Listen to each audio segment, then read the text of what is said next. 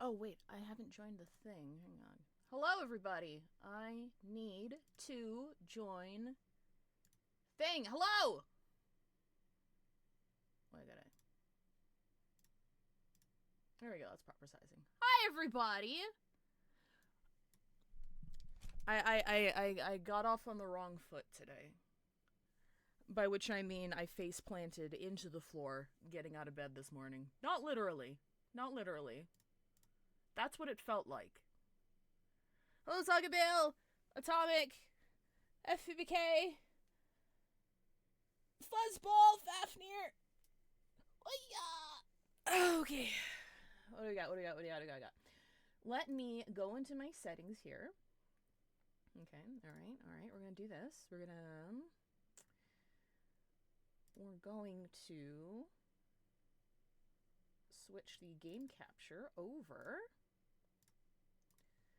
We're going to switch the audio capture over. Haha! What are my settings? Okay. I wrote these down from last time. So we're gonna follow these exactly. So system game volume is at 50.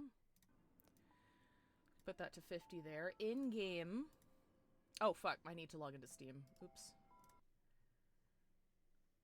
Give me a second here. It's been a scuffed day. My weekend just started and it's already scuffed. It's already scuffed. Hopefully it's only up from here. I've only played this for 100 hours on Steam.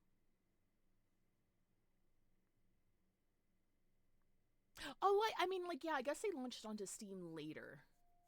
They launched onto Steam later, so I wouldn't, like, that's not all of my play hours. That's just when I started playing on Steam.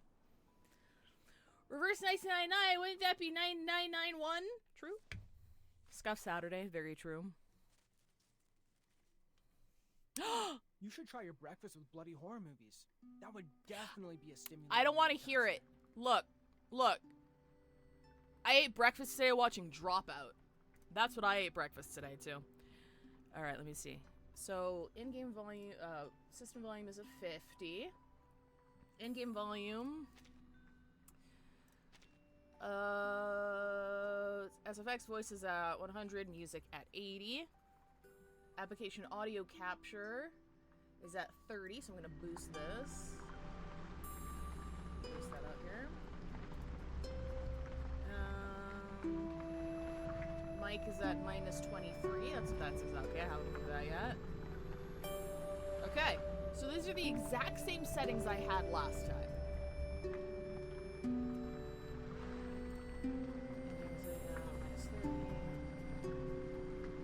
Actually, no, I'm gonna turn it up a little bit because I watched the VOD and it was kind of quiet. So I'm gonna boost it up to minus 20 and I'm gonna boost me up to minus 20. Alright.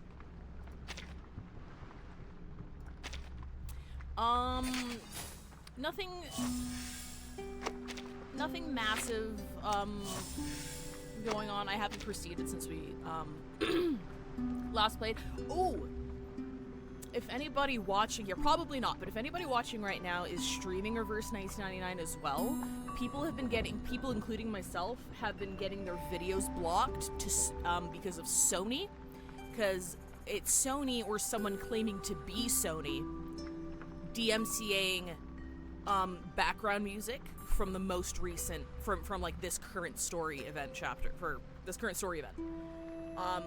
So I uploaded a VOD and then it got taken down, and now I'm going through that same process I did with Magia, etc., where I have to like mute individual parts of the fucking VOD, and it takes like 5 to 10 hours per, and there's like 4 or 5 of them, so the video's not back up yet. God forbid I actually like needed the revenue from that, eh? Like, my channel's just a VOD archive, but I can't imagine people who like make a living on YouTube. It's high time. They're not here. Only chill. me. Bro, chill. Play some horror music. No. Soon the bloody tsunami will rush to me. No. I don't want to hear about your weird horror sexual fantasies. We can save that for later. But yeah. I guess, if you're watching and you're planning on streaming this, event, just... Blue Podcast hasn't sorted it out yet, so I'm actually, like, kind of considering muting the music for the rest of the story, just so the VOD doesn't get claimed. But then, like, having no background music for the entirety of the next story seems like it'd be kind of a pain in the ass. So I'm not entirely sure what to do. Thanks, man! Hi, Bugga! Oh, his name's Horrorpedia. He loves, like, horror movies and shit, and then the Marquee transference was there, so, like, I maxed him out. Well, I shouldn't say I maxed him out. I didn't max him out. That's a horribly inefficient use of resources. I don't have anyone in this game maxed out. Because that's a lot of resources for not a lot of game. Okay, what if I bump this down just a little bit? Alright. Yeah, I've been dumping every pull I've had into Fatucci's banner. I blew a bunch of pulls on this banner because I wanted Tuesday. And I got, like, a bunch of fucking 6 stars. I got Sotheby. I got 2 more J's, and I got Tuesday in, like, 60 or 70 pulls. Which, honestly, it's a bad banner. Don't pull on this banner. I just didn't play the story until after her banner was gone, and I realized how much I loved her. So it was an objectively bad decision I made that I am now paying for. Hi, I'm here. Oh, it's a 5-star, I think. I am. Who Okay, am I? let me go into it. Oh, that's not what I wanted. Do that. No, it is here. Yeah, so for the next few weeks, I'm just gonna like. Years later, I think I've obtained some techniques to balance the tasks in the face of Please, you're embarrassing yourself. No, I got nothing. Oh, it's Apple! Greetings, madam. I'm here. Look at him! His figure just shipped. I'm getting his figure in the mail. I'm very, very excited. She's fucking broken as shit. Just pull her, honestly. She's crazy. She's insane. I picked the worst banner to gamble on, honestly, but also, in my defense, Tuesday hot. So that's all I have to say for myself. We've got 11 days. We've got time. How many pulls have I done on here? 2, 3, 4, 5, 6, 7, 8. Okay, so it's 10 per page. So 10, 20, 30, 40, 50, 60. 1, 2, 3, 4, 5, 6. Okay, so we're at 66. We're coming up on soft pity. We should have somebody show up soon.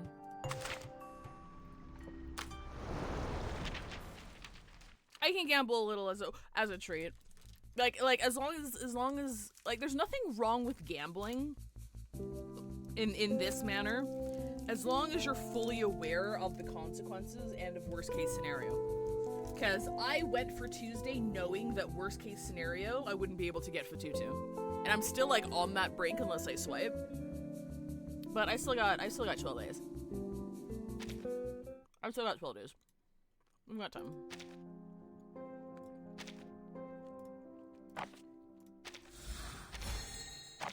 And I don't regret it, because I'm very happy I have her.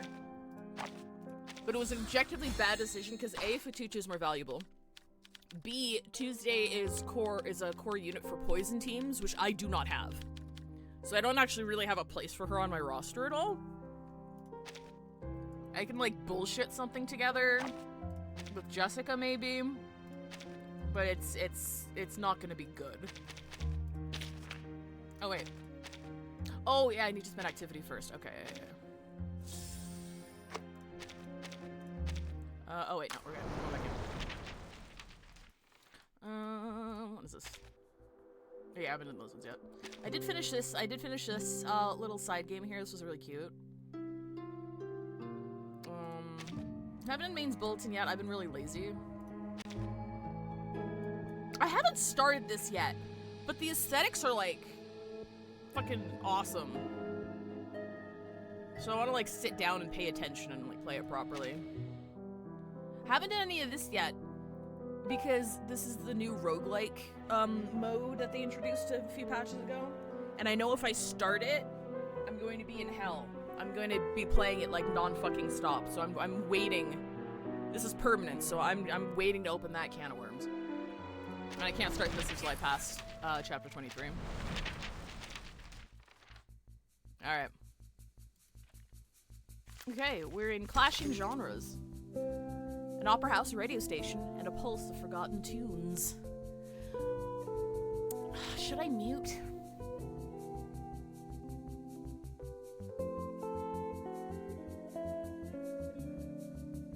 You know what? I'm gonna mute. I'm gonna mute because I don't want to have to deal with fucking censoring it later. Unfortunately.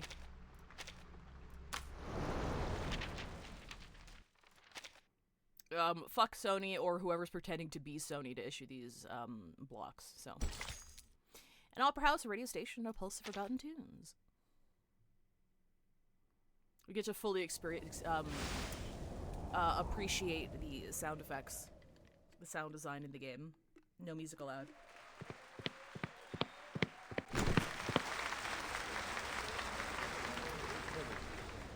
How are the volumes sounding?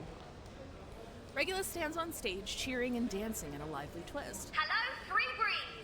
Listen up, all my rock and roll stars fans and wannabes. You lot are in luck, because you are about to experience the greatest, grandest, most radical rock and roll party of the era.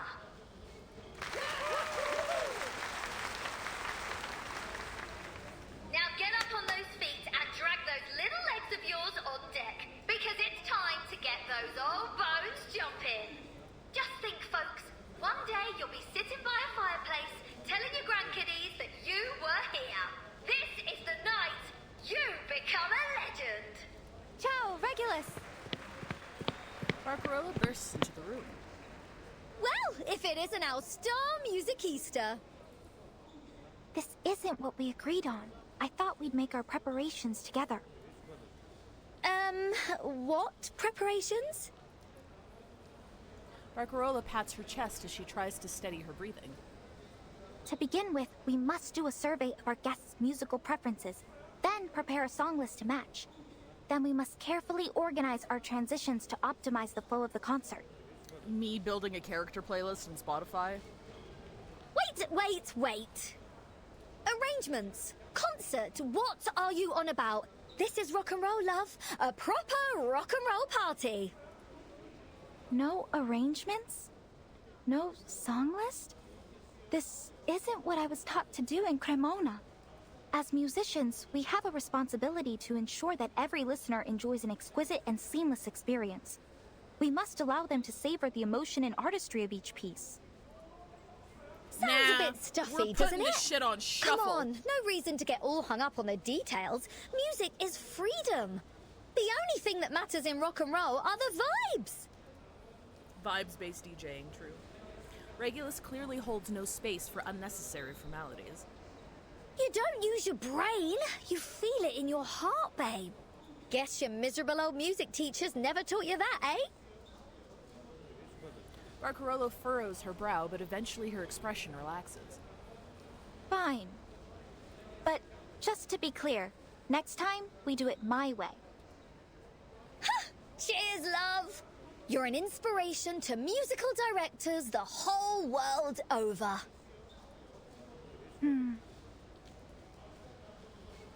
Flattery is often more effective than any incantation. You can find the record player in the locker backstage. Regulus immediately darts backstage. Turn off the lights. Connect the sound system, check the stylus, pick a record.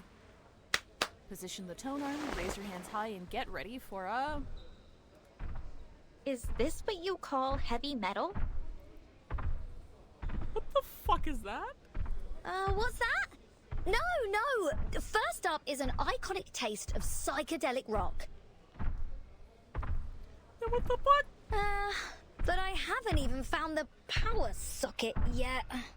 I'm scared. The changing of metal echoes from the lower decks. growing louder and clearer. Then an eerie, otherworldly shrieking follows.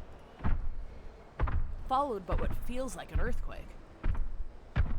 While the guests exchange uneasy glances, Sonetto has sensed that something is amiss. Timekeeper, those sounds are familiar, aren't they? Metallic percussion sounds, sprinkled with screams of pain. It's Manus Vindictae. Hello? Those black and bizarre metallic creatures rear their heads once more.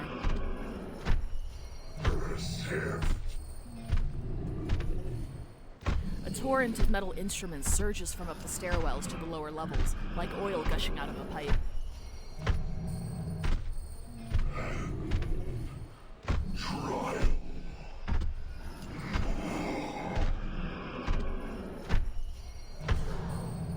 The sudden commotion sends the guests into an uproar.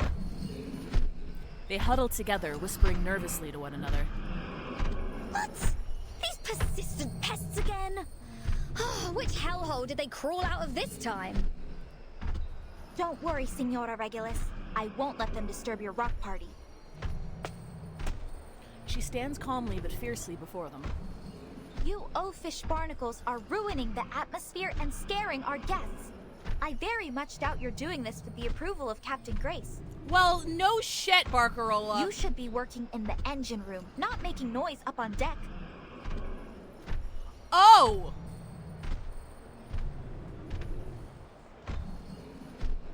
Maybe they just want to join the band, especially the dude with the triangle.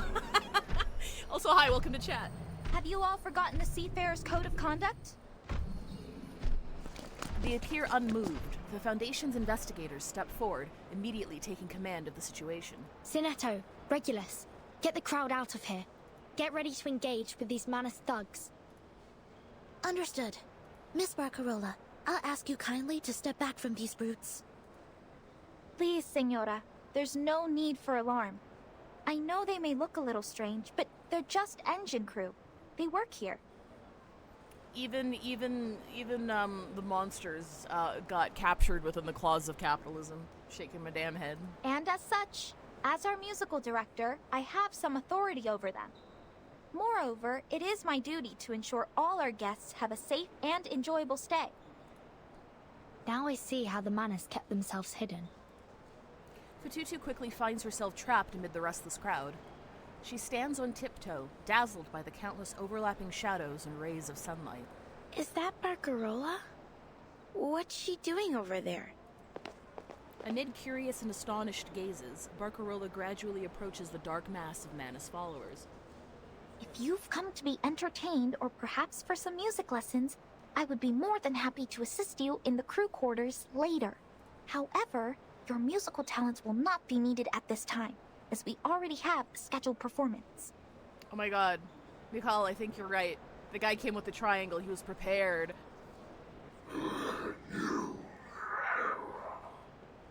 No heed is taken. Instead, a hammer is raised high. Stop them!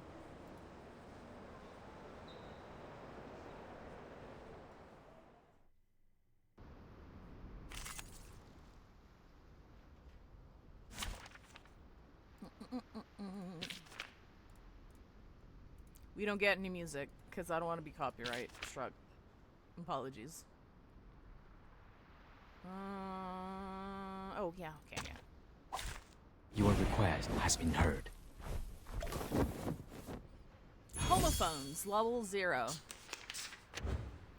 When casting these 3 incantations of the same type within a round, trigger homophones for every 1 additional incantation of the same type cast this way. Casting these 3 oh, it's just, okay, alright.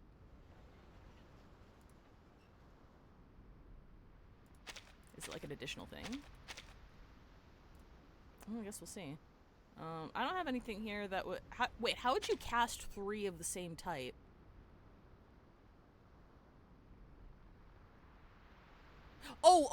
Maybe it's just the actual type.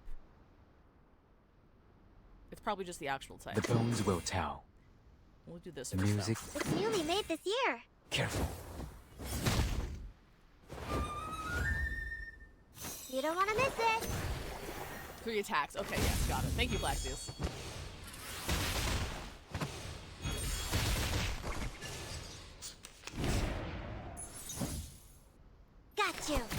Well, I don't think we're gonna see anything. Yeah, never mind. Everyone's fucking dead. And now to return to my long-term mission. Rest.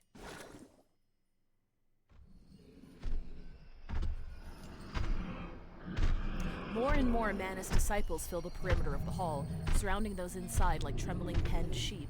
Well, what's happening? Why are they acting crazy? She stands resolutely, putting herself between the guests and the crazed Manus disciples, her heavy breathing condensing on the neck of her crackling box. As the musical director of the Free Breathe, I can't allow you to harm our guests. I'll kill you! Enough of your nonsense, foolish outsider. A flash of cold light streaks through the air. No! Hobo protect! A shell-shaped ripple appears, deflecting the icy arrow. Oh no, is it the guy? Are you okay, Barcarola? Did he join them? Fatutu darts out from the crowd, rushing over to Barcarola with no regard for the surprised stares of the Nukutai behind her. What are you doing, Fatutu? That is an outsider. Have you forgotten your duty to your people? A stern, familiar reprimand booms in her ears. After steadying the shaken musician, Fatutu nervously turns around. Her brother's figure looms in the shadows of the crowd. For the first time, this image deeply unsettles her. No! Never! But, Kamutsa, this is not defending our home. And it doesn't feel like avenging it either. What we suffered was not these people's fault. There has to be a better solution to all this. This isn't our way. It isn't right. Fatutu stares fearfully as her brother draws closer. As he comes into the light, she finds herself staring into a face that is both familiar and strange. Kamutsa! No!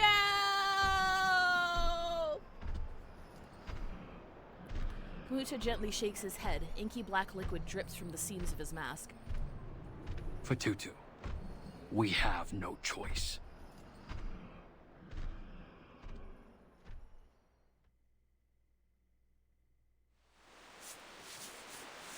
Man!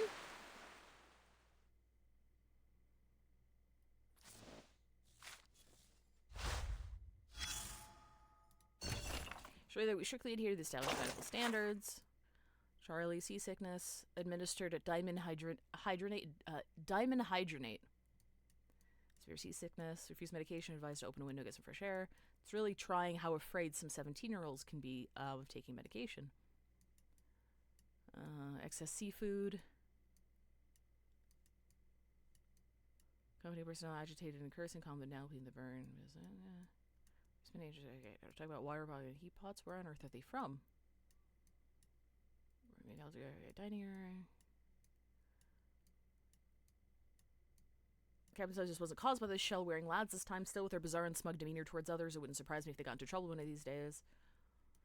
Observation, delirium. Crews had reached a new errand, demanded to disembark and return to Nukateo. Shell and paint turned white to red and developed numerous cracks. When questioned about this, patient hastily hid the shell. Company person sternly rebuked us and changed the subject. Oh boy. Really caught between a shell and a hard place here. End of the sun. A pitch black ship enveloped in storm, rain, and hatred.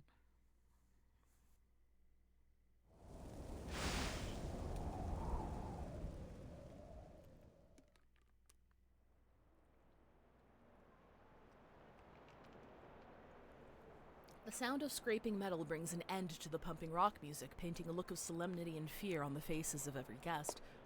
A lithe figure steps gracefully onto the stage. We should raise a toast, one and all. I'll kill you. For we're in luck's good graces to be aboard this ship. A ship? Perhaps one ought to think of it more as an art. The guests exchange uneasy glances. After a long silence, one guest hesitantly breaks the silence with a question. Just what are you getting at? The fuck are you talking about? Oh, I get it. Is this some kind of surprise theme party, like a murder mystery? Is that right, Miss Barcarola? Barcarola looks bewildered. The captain's sudden and strange appearance on the stage was certainly not part of any performance, at least not one she had prepared. No, I didn't plan for any of this.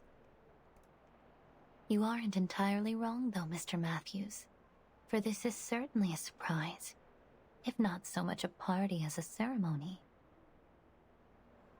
Allow me to congratulate you, our honored guests. Each of you with your unique talents, resources, and powerful connections have earned a chance to join Manus Vindictae. If this is some kind of joke, Captain, I don't find it funny. So how about you knock it off? There's no joke at all. Unless you plan on throwing away your precious opportunity to join us in the new era. What the hell is that supposed to mean? Have you gone insane? In their fear and anger, the guests make to leave, but a young man in a mask swiftly blocks the doorway. How dare you blaspheme our savior? Toa, ever since you put on that mask, you've been acting strangely, like a different person. She can hardly recognize her dear friend at all. You're wrong, Salome. I was lost after we left Melly, but now I've never felt so certain of myself. You must ready yourself for the mask trial too. We must all be willing to sacrifice to bring our people into the new era. He proudly pounds his chest as he glares disdainfully at the trembling crowd before him. As for these ignorant outsiders, they will never understand the depths of the crimes they've committed, or the punishment they deserve. Calm down, Toa. Don't bother with these outsiders. They only care about themselves. Only the storm can bring the change we need. With bizarre masks, fervent prophecies, and the clinking of misshapen shells, they perform their unannounced stage play.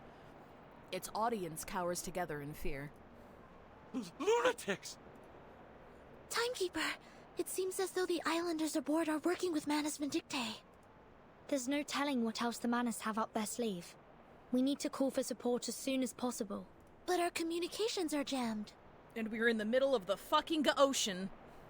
Regulus, are you able to reach Mr. Ulrich? I should be. I've got no clue where he's at now. He dashed off with the roaring machine, mumbling something about sound wave frequency and nuclide R. Sorry, give me 1 second. I forgot to pop up my activity feed. Thank you very much, Firebird, for 16 months. Really appreciate it. I totally missed that. I didn't have my activity feed up. Still, I might as well give it a shot. If I can still recall Laplace's internal frequency, that is. Sinetto, we must calm the situation before things escalate further. On it. Orders are issued methodically. Grace watches with interest as a navy top hat moves through the crowd. A gentle smile creeps across her face. Ladies and gentlemen, perhaps you have yet to understand what the storm really is. Hi, Donna Master. So all I see is old style clothes and anime people. What is this game about? Long story short, I'll give you my reverse 1999 too long didn't watch summary. Long story short, in this universe there are two types of beings. There are Arcanus and there are humans. Arcanus are capable of using magic, pretty much. Humans are not. The majority of Arcanus are humanoid in nature, but they do have like fundamentally different biologies to the point where they use different types of medicine to heal themselves.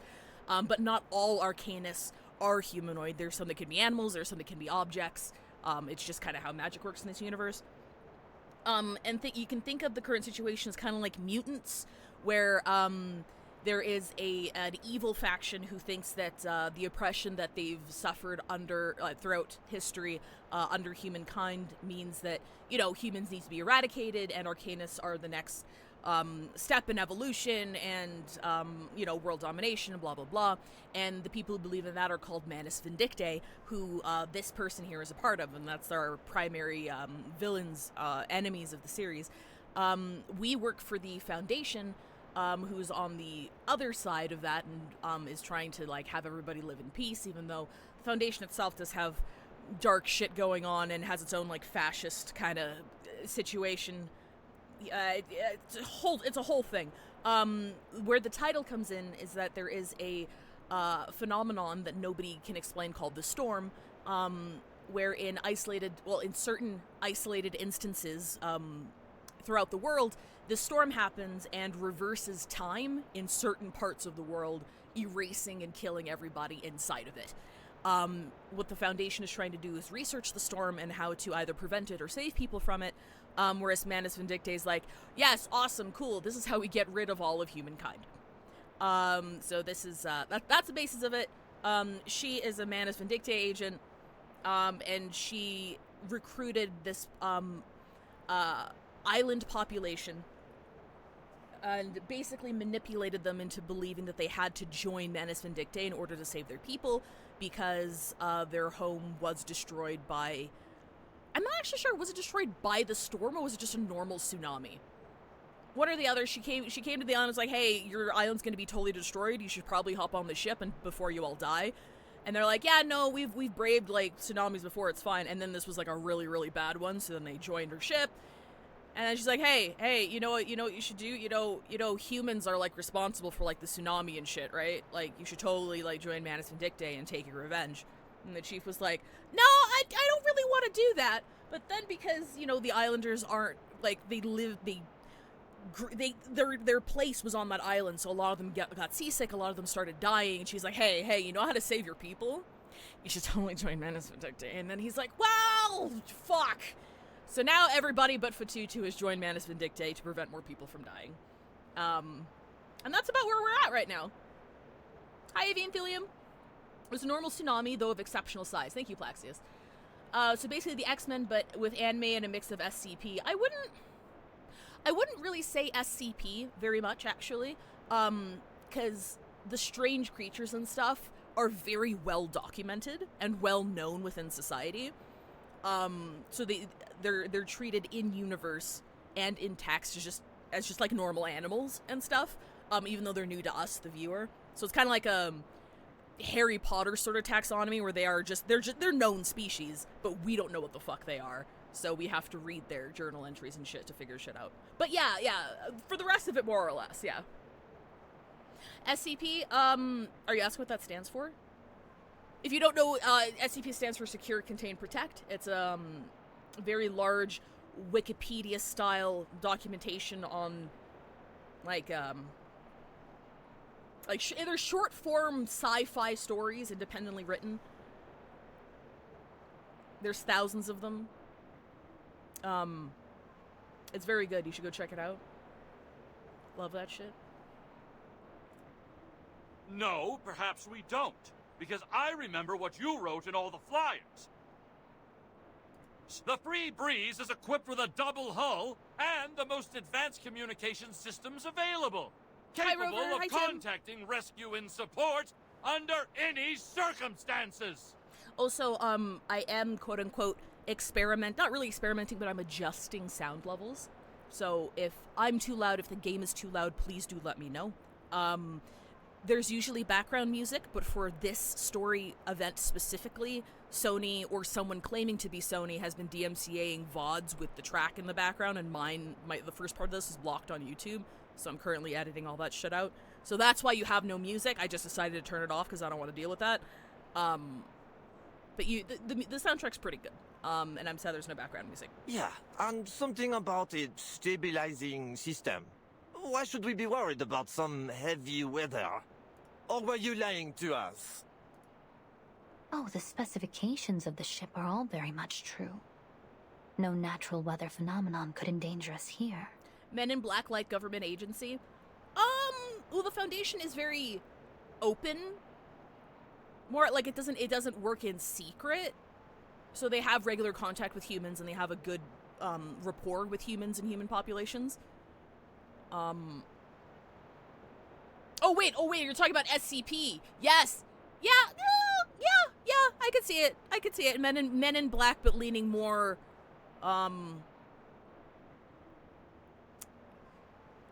how would you say it? Like leaning more fantastical and horror rather than sci-fi. And honestly, at this point of SCP's age, if an SCP, is a danger to people, it's very cliche. I find the most interesting SCPs, and there's a lot of them, there's a significant amount of them that are, dormant or just have like weird anomalous effects that just need to be contained. Like it's the non-dangerous ones that I find the most fascinating. I should make a list of the SCPs that I like. Actually, hang on. I think I did. Hang on. Give me like 2 seconds. I think I have a... Give me a second. Give me 1 second. I do! I never finished it, though. Let me see. Hang on. If you don't know what SCP is, I just want to give you... Okay, here we go. This one's like really a popular one, and this one's one of my favorites. That one's one of my favorites. That one's good, but it's a bit long. I wouldn't want that as an entry point. Oh, this one's a good one too. Hang on, this one's a good one too. 294, 1762. Oh, really like this one. This one's really good too. This one's really, really good too.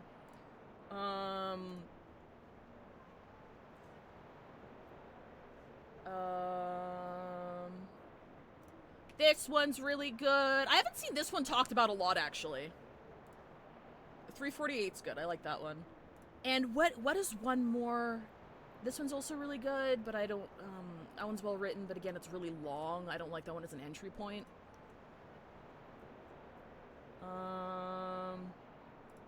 Yeah, I'll keep it at those ones for now. I feel like those are good entry point articles for people who don't know what the fucking SCP is. Because I could send you, like, the horror ones and shit, but, like, if you're introduced to SCP with, like, the big horror ones, you'd probably think the majority of the articles are, like, creepy monsters and stuff. And that's not the case at all. So I like starting people off on these, like, fucking weird-ass ones to get a tone for the universe first. Shit, there was one more. It's gonna kill me if I don't fucking remember.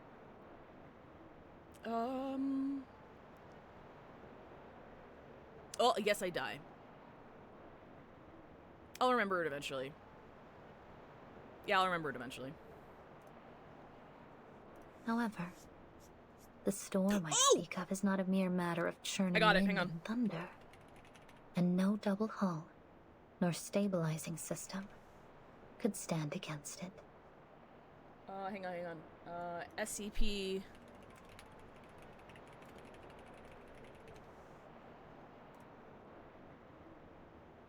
Hang on. This one's a really good... After you read those first ones...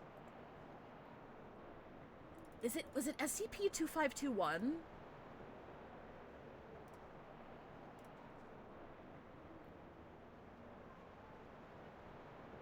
I think it is. Actually. Hang on, give me 1 second.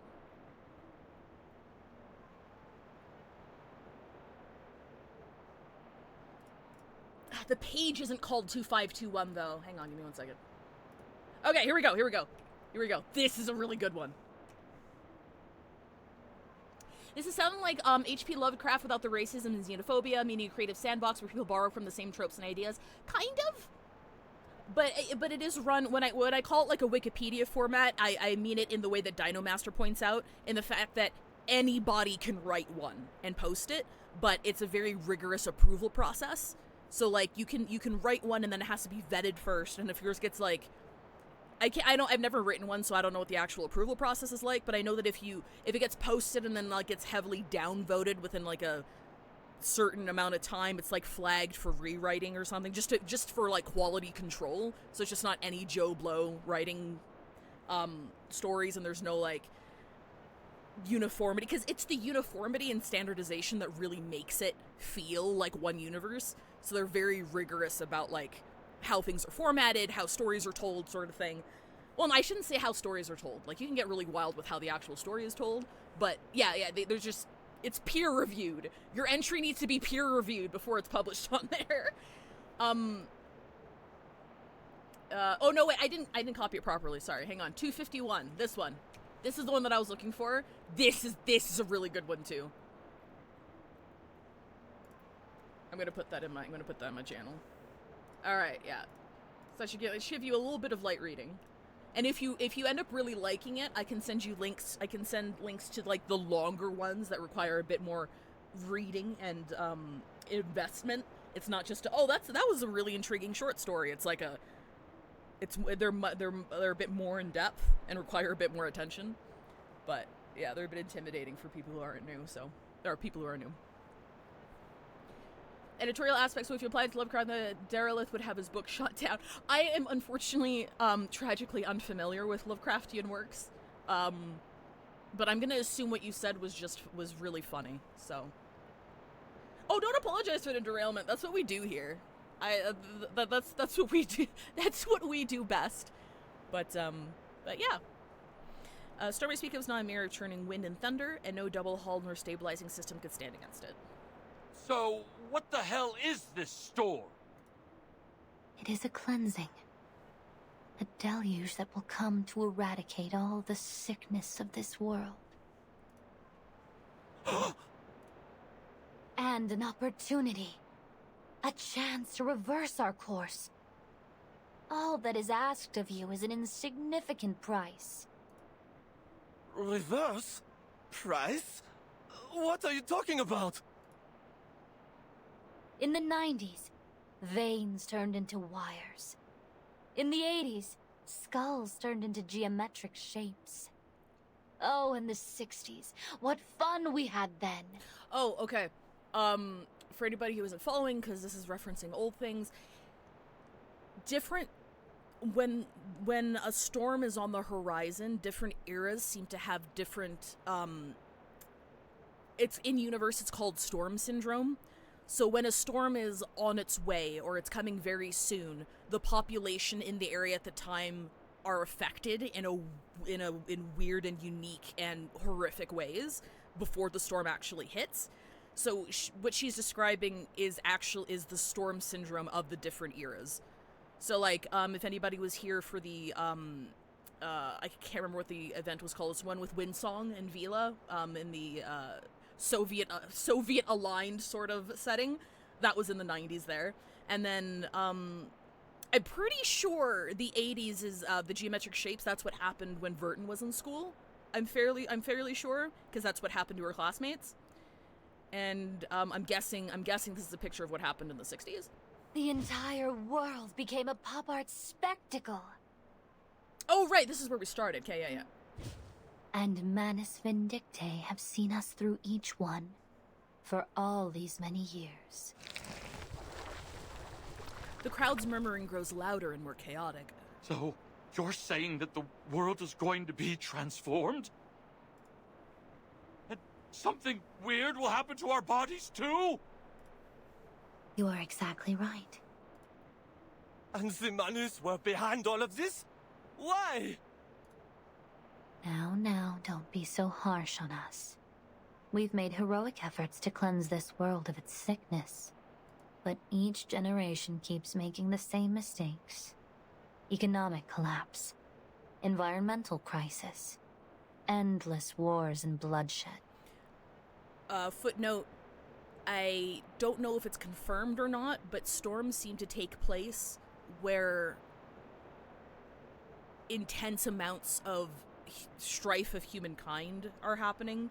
So like major economic collapse, like major wars, big environmental crises. Those seem to be either trigger points or things that attract the storm. We're not entirely sure, but it's usually tied to major negative events in human history. We had no choice. The wounds of this world must be cleansed. One deluge at a time. Now we are welcoming the new storm. So what I'm kind of getting from this is that maybe they're taking that quote-unquote evidence as a sign that humankind is a disease, and that the storm is just eradicating the shittiness of them. Possibly. That's kind of what I'm getting from this. One that will reverse us to an even more distant past. Fear and anger intertwine. The crowd is like a volcano on the verge of eruption. You're a lunatic, Captain. You need your head examined. Lady, you need a psychiatrist. But these things you're showing us, they really happened? No need to take my word for it. You will all bear witness to it soon. The crowd descends into a hushed panic. Every lapping of the waves can be heard amid their almost ghostly murmurs. This is the perfect moment to calm the crowd. The storm is not coming. We are from the St. Pavlov Foundation, an organization dedicated to the protection and rights of humans and arcanists. Oh, thank goodness! As the timekeeper of the St. Pavlov Foundation, I can assure you, what she showed you won't happen here. Manus Vindictae are just trying to manipulate you into buying into their deception and hatred. Don't give in to this false fear. Please, everyone, remain calm. Another bamboo arrow shoots through the air. Protect us? You?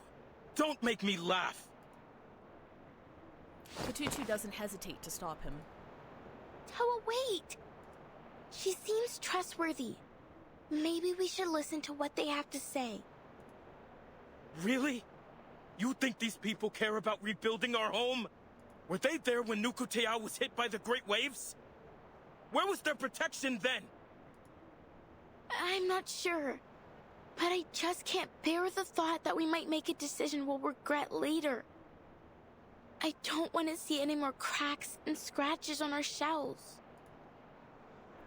Her cries cannot overpower the murmuring of the guests, nor can they quell the rising fury of her kin. And they certainly cannot stop another poison arrow. De subito será. This is getting out of hand.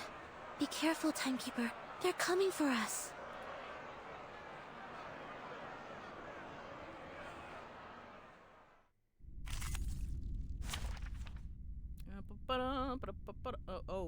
We got four. Oh, we got four.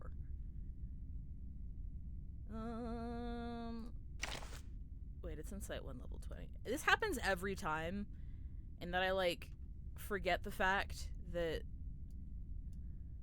I'm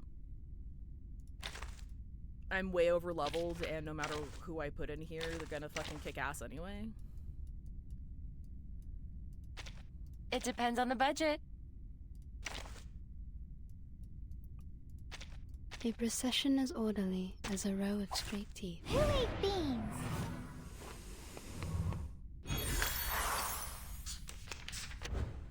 So, in 3 hours, maximum 1 week, it triggers up to 3 times. Guess all my electric problems easy is using Jane to brute force it. I'm afraid about how universal Jane is. A new hypothesis. It could be found. What I'm good at. A good point. Because I feel like Confirm she's gonna get fucked coordinates. eventually. Uh-huh. Maybe I'm just traumatized by HSR. Taking another look?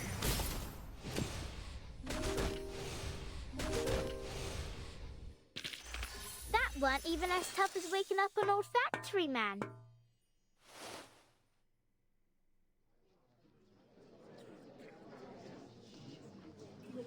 The hall is in utter disarray. Labored breathing, sighs, and sobbing blend together like a sickly pot of thick stew. No, this isn't right. Thank you for the follow, Dino Master.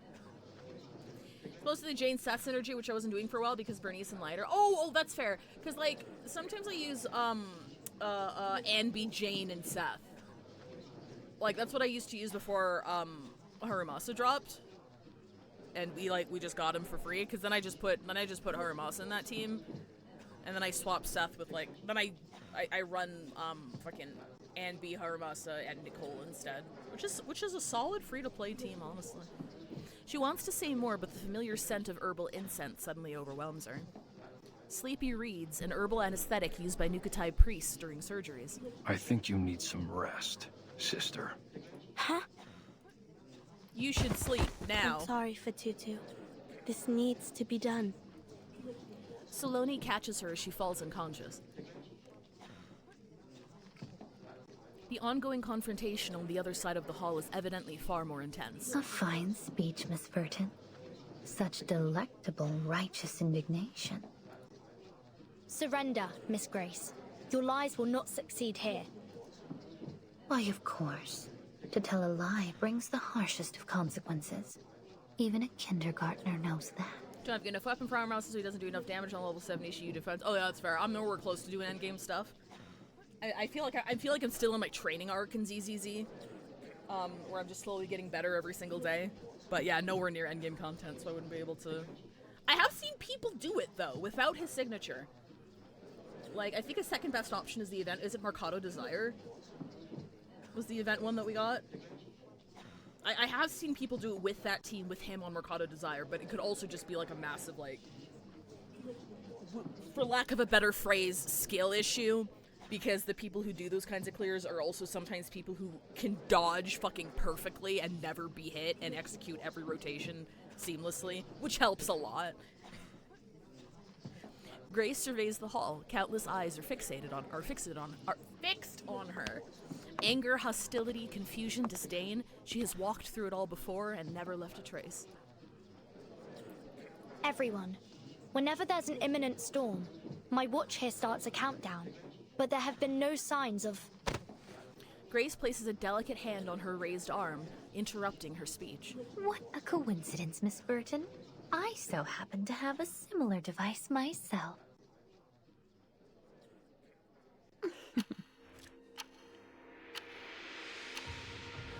3, 2,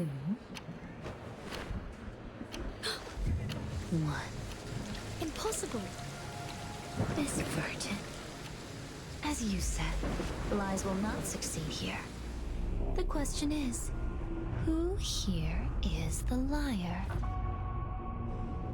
Ladies and gentlemen, I invite you to relish the sight before you. Here we are. The last evening on Earth.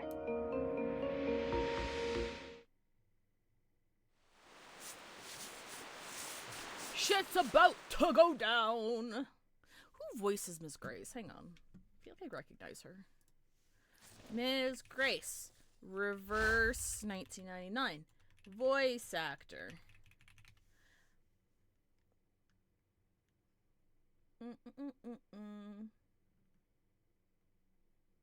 Shit, this is difficult because the person who plays Verton is named Scarlet Grace, so the Google results are not helping. Yeah, no, it's like I was gonna. Oh, perfect timing actually. It is ad break time. Let me see if my little ad break. Does my Oh, it does work. Awesome.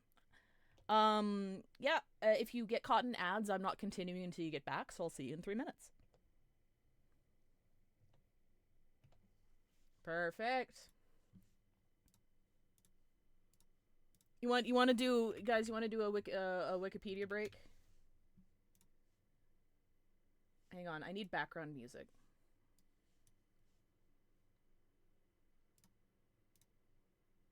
No. No. No. No. This is all copyright. No. No. Shit! I can't listen to any of this. Hold on. Oh, Skylink. That works. That works. I think.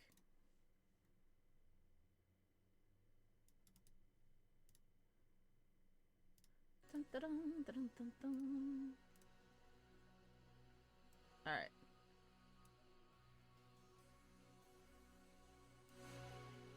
All right. Wikipedia. Random article.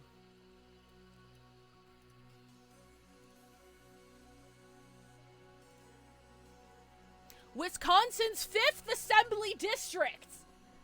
The 5th Assembly District of Wisconsin is one of 99 districts in the Wisconsin State Assembly.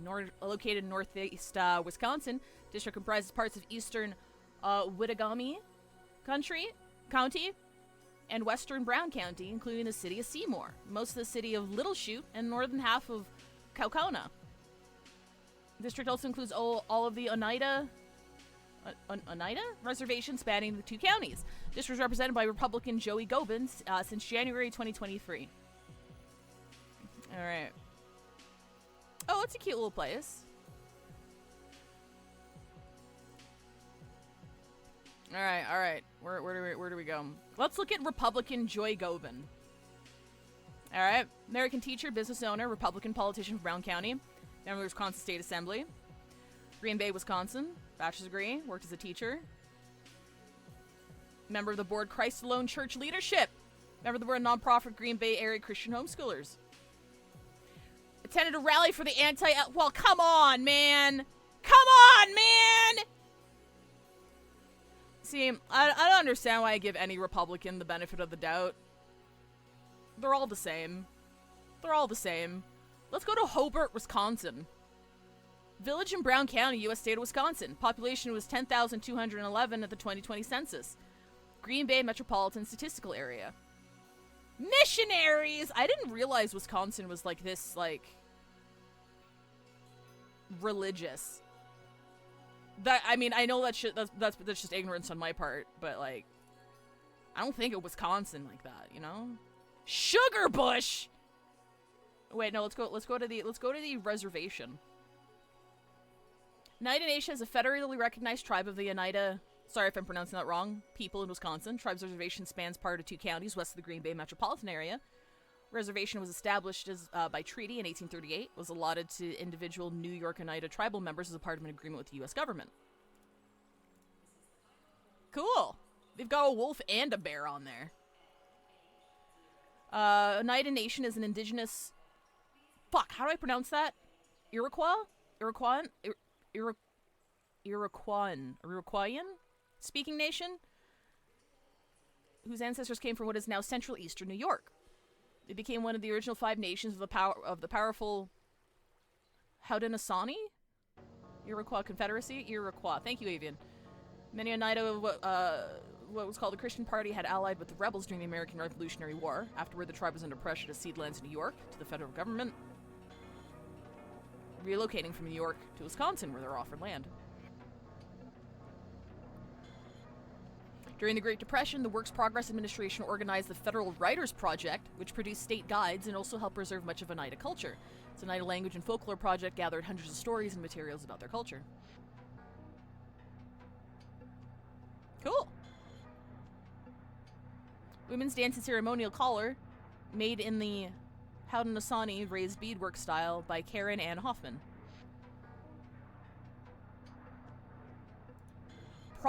Probably Avian. It seems like they were forced out of what we call New York into Wisconsin because they were offered land there. Oneida activists from Wisconsin, New York, such as Laura Cornelius Kellogg, would make continual efforts to uphold Indian land claims. Laura Cornelius Kellogg was an Oneida leader, author, orator, activist, and visionary. Kellogg, a descendant of distinguished Oneida leaders, was a founder of the Society of American Indians, advocate for the renaissance and sovereignty of the 6 nations of the Iroquois, and fought for communal tribal lands, tribal autonomy, and self-government. Popularly known as Indian Princess Winnejean, Kellogg was the voice of the Oneidas and Haudenosaunee people in national and international forums. Cool!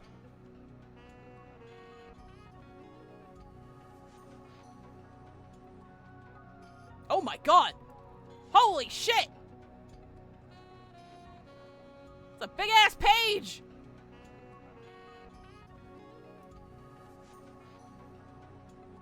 Every Iroquois reservation in the United States Canada was affected by Kellogg, with many elders perceiving her as a swindler who created divisions among their people.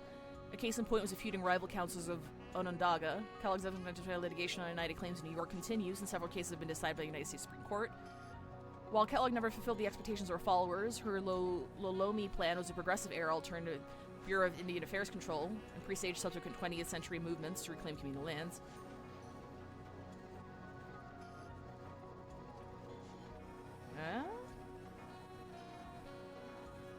I mean, there's still Oneida in New York, if you've ever heard of the Turning Stone Casino that is Oneida owned. Oh, cool! Good to know. So yeah, sorry, I didn't mean to generalize by saying all of them. I was just paraphrasing what the article said.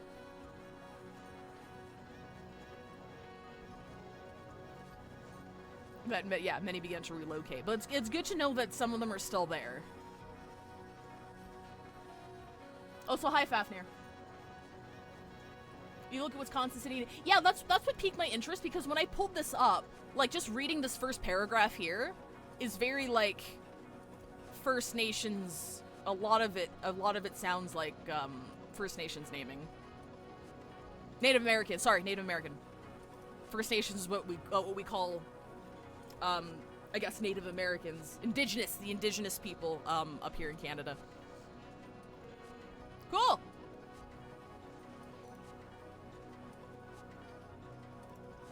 I forgot how much I liked this track. Hang on, let me just pull it up real quick. Let me just pull it up real quick. Like, legitimately, it's a fun album. It's a fun album. It's the vaporwave equivalent of listening to the metal bar sound effect. Anyway. History is really cool. We just have a bunch of whack white people in office, true. Hi, Scotty Groundhog. No worries. Thank you for spending your day with me. Hope you have a good one. All right, okay, we're back.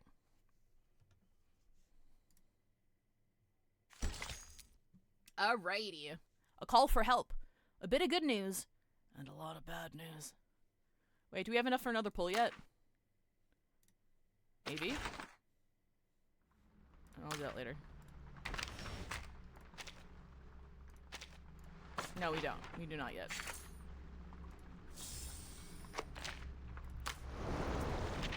If I get Fatutu on stream, that would be very fun. Oh wait, did I buy the pull here already? I already did. I already bought the pull here. Nothing else matters. That's a joke. There's a lot of good materials in here.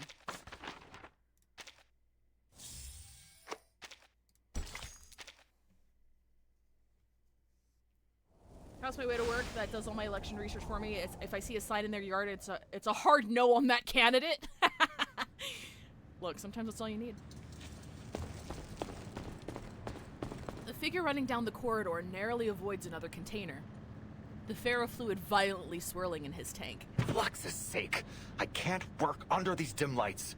Could this cheapskate cruise liner not spring for some decent halogens or fluorescence? Ulrich briskly makes his way down the corridor, the asymmetrical nuclide R collector inside his briefcase buzzing loudly. Just as I expected. The closer I get, the more erratically the collector's gauge reacts. I must pinpoint the ship's current location as soon as possible. Wait, the readings are a bit off. Is it because of the seawater? Or is there an abundant load of nuclide R in this area? He crouches down, laying the suitcase on the ground and pounding on it. Hi, Modfox! This thing must be broken. Oh, when I get my hands on the engineers responsible for maintaining this, I swear I'll... calm yourself and think, Ulrich. Did you miss anything crucial? Yes. The oily slime in the power supply room. A rudimentary test showed that its refractive index and infrared spectrum closely matched our samples from Manus Vindictae. English, Doc! English! The ringing of the communicator interrupts his thoughts. Who's calling? Regulus? Finally! Oh, I've been trying to reach you for a while now, Ulrich. Calling to check on the artificial storm project, are you? I still have a way to go. I'll call you when I need a hand or two. No. I'm afraid I'm not offering you a hand. I'm asking for one. We need you topside, you fabulous fish tank. There's a gang of Manus thugs here. Ulrich leaps to his feet. Amid the static, he has caught the most crucial piece of information. The Manus? There's sure to be a considerable amount of nuclide within their masks. Perhaps I don't need this unreliable scrap of metal after all. Send me your location straight away, Regulus.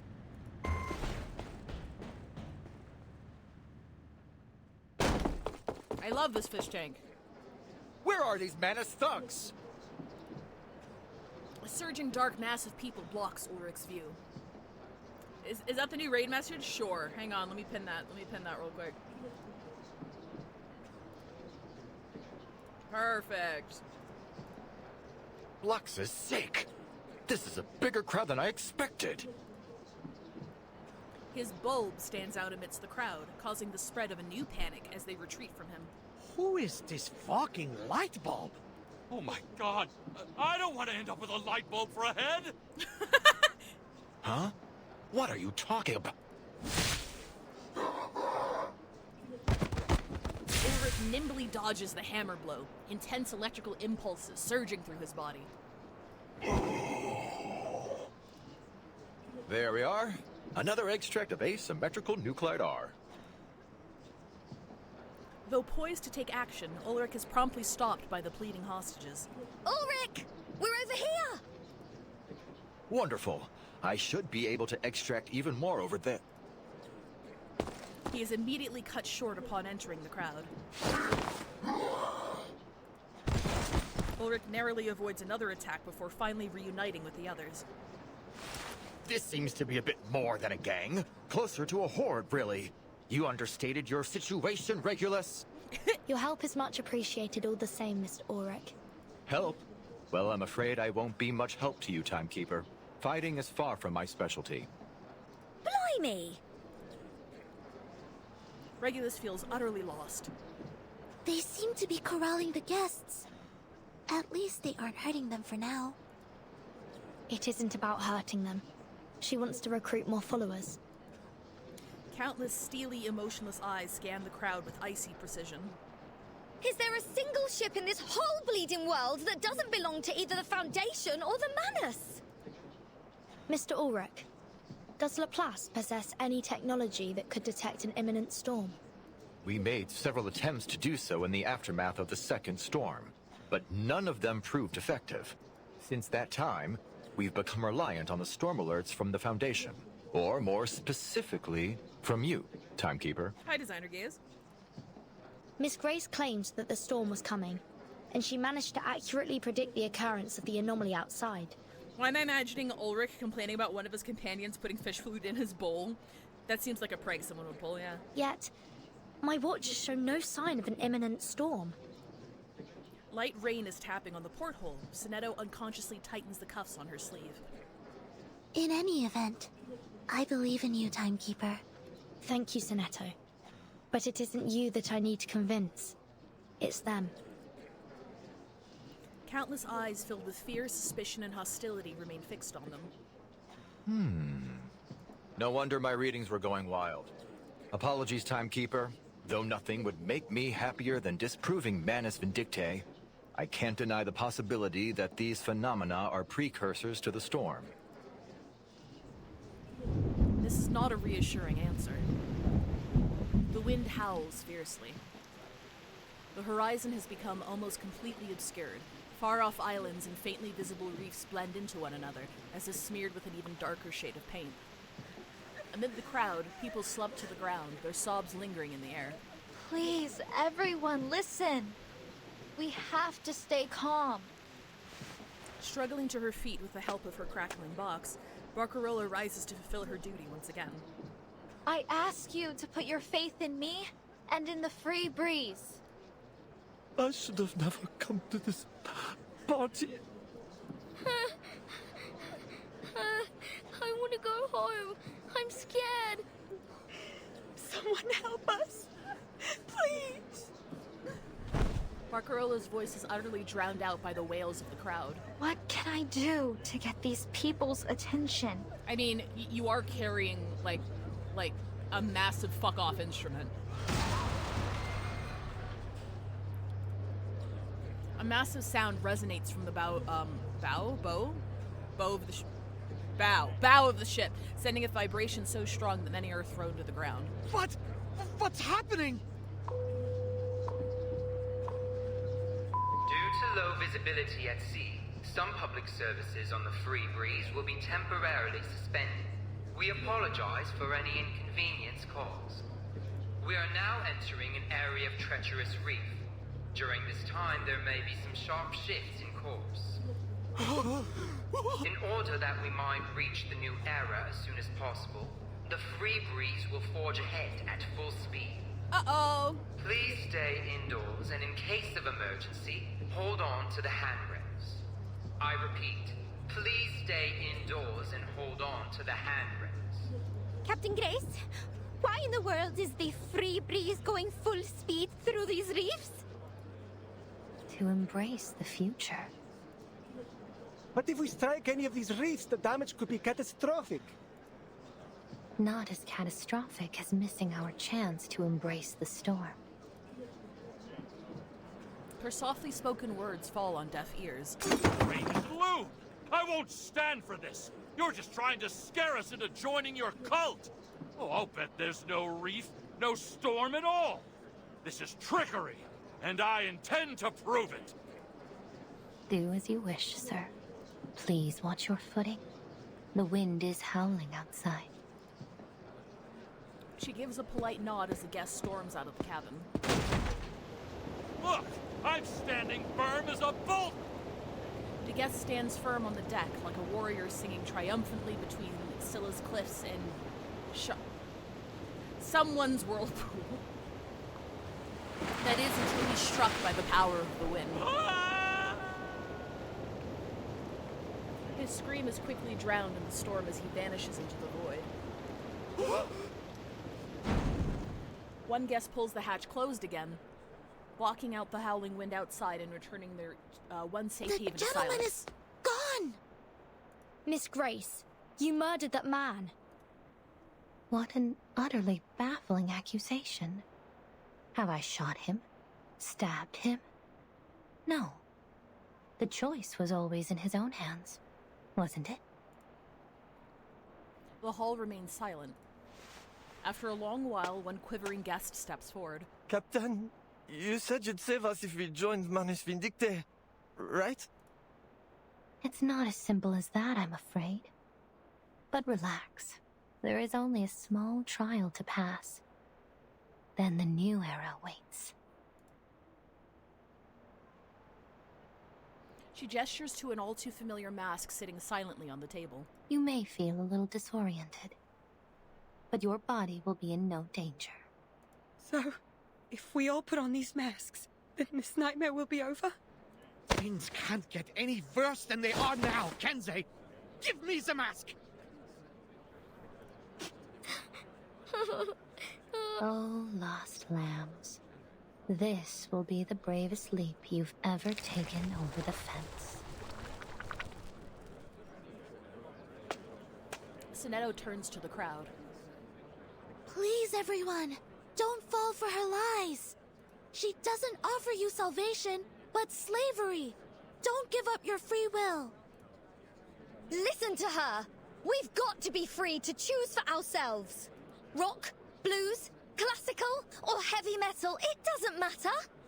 Each of us is our own melody. The Manus will take that from you. It's our turn, Timekeeper.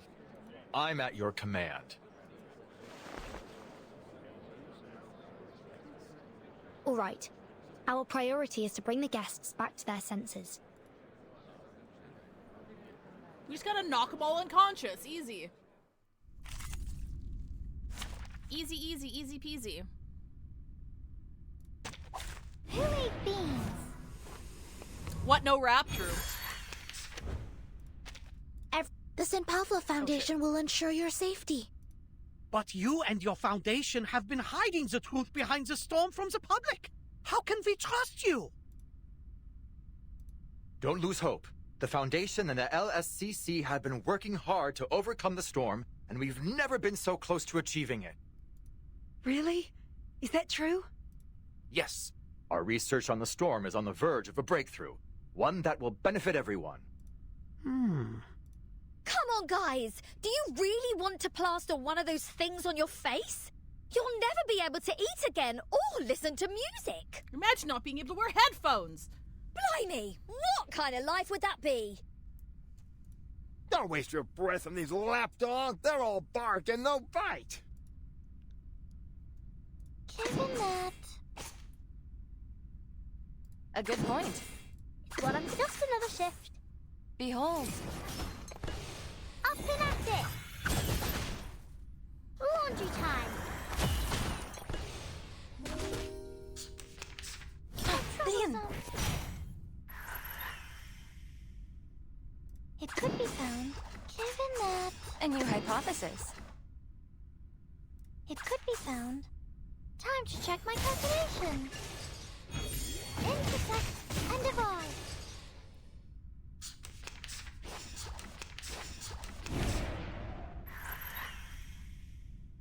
The final demonstration. It could be found. A good point. Welcome to the world of numbers.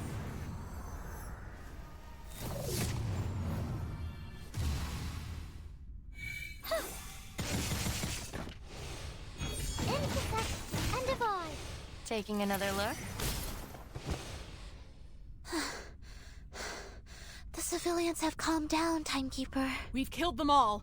Take a moment. I'll deal with the rest. No, Sinetto. This crisis is far from over. Buddy, they're about to let me fuck the storm. Good grief. How many passengers are on this bloody thing? Victory? Okay. But what does it mean to us? I mean, what does it prove? The guests remain in turmoil as the believers and skeptics argue among one another. Fear and confusion quickly spread through them like ink and water, and soon...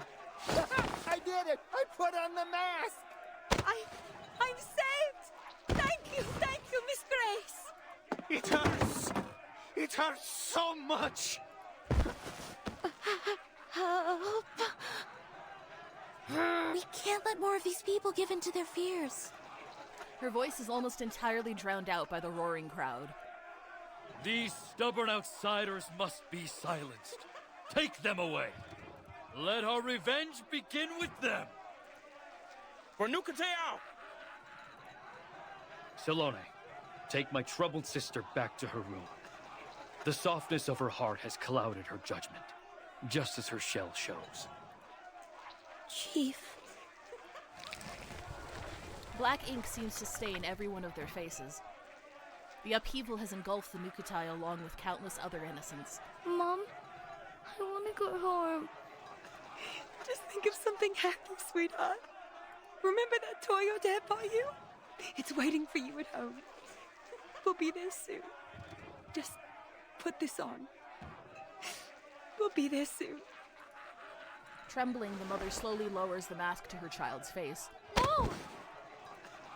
Barcarola lunges forward, knocking the Mantis mask out of her hand. I don't believe your job description permits you to interrupt our guests. Does it, Miss Barcarola? I don't understand, Captain Grace.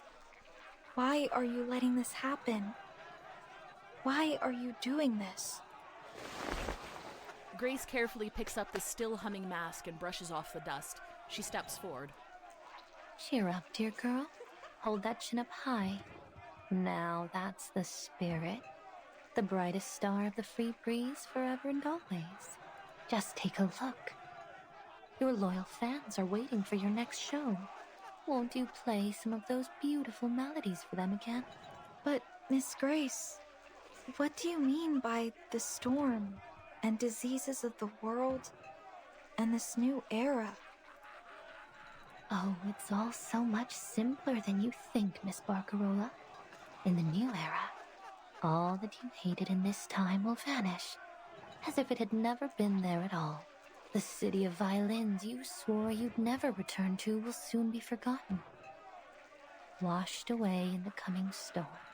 Your wish will come true. You'll never need return to it. You couldn't even if you tried. Never again? Memories of her home return to her as if she were there just yesterday. The towering bell tower of the cathedral, the creaking footbridges of the dock, the Cremona Music Festival competitor list that never displayed her name, and the distant scent of torta and risotto.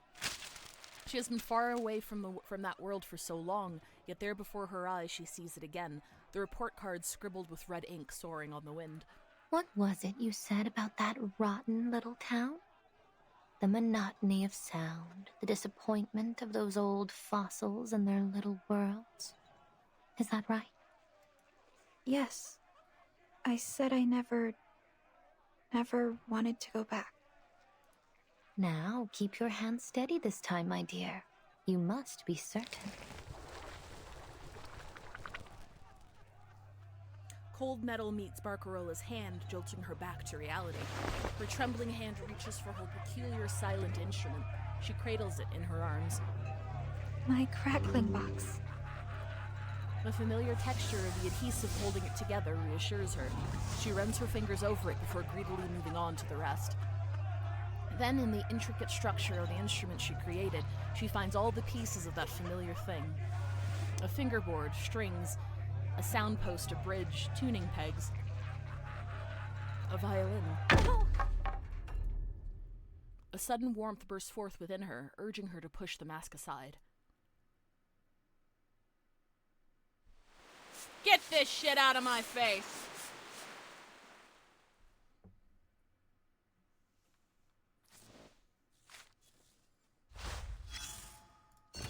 Perhaps a few more names should be included in the list of authors. Manuscript awaiting publication. Research on stable materials. Validation from the artificial storm experiments. First draft.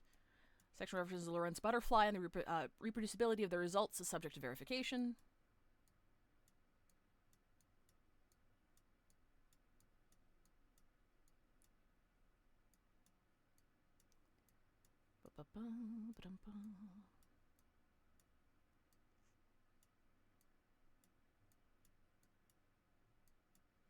Cool. Do we have enough for a poll? Oh, we got enough for one poll.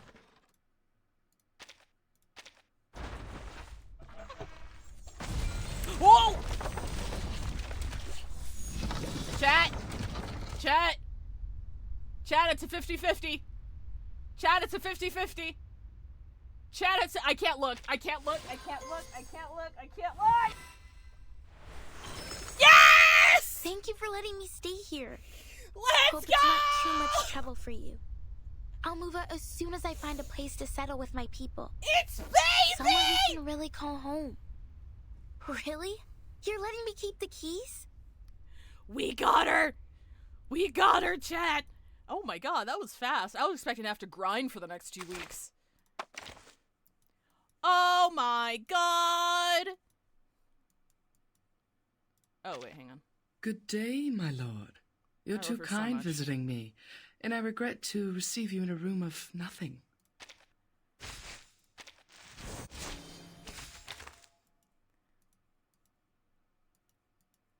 Streamer luck real? Streamer luck real? Where the fuck is she? Where is she? Am I stupid? I'm stupid. Hang on. There she is. I'm so glad to have you here. No, I mean, I'm so grateful you let me stay here. I'm not prepared for her at all, because I wasn't even sure if I was going to be able to get her. Okay, I'll farm all that later. Yay! I can't believe I got out of this patch unscathed. I was able to get Tuesday and Fatutu. I'm lucky as hell. Now I got even fucking more units to build. This alone, this is going to take me like 3 weeks. Easily. Maybe 2, because I do have a lot of stamina that I haven't, like bottled up stamina that I haven't used yet. So maybe 2 weeks. Oh, I'm so happy. Baby girl.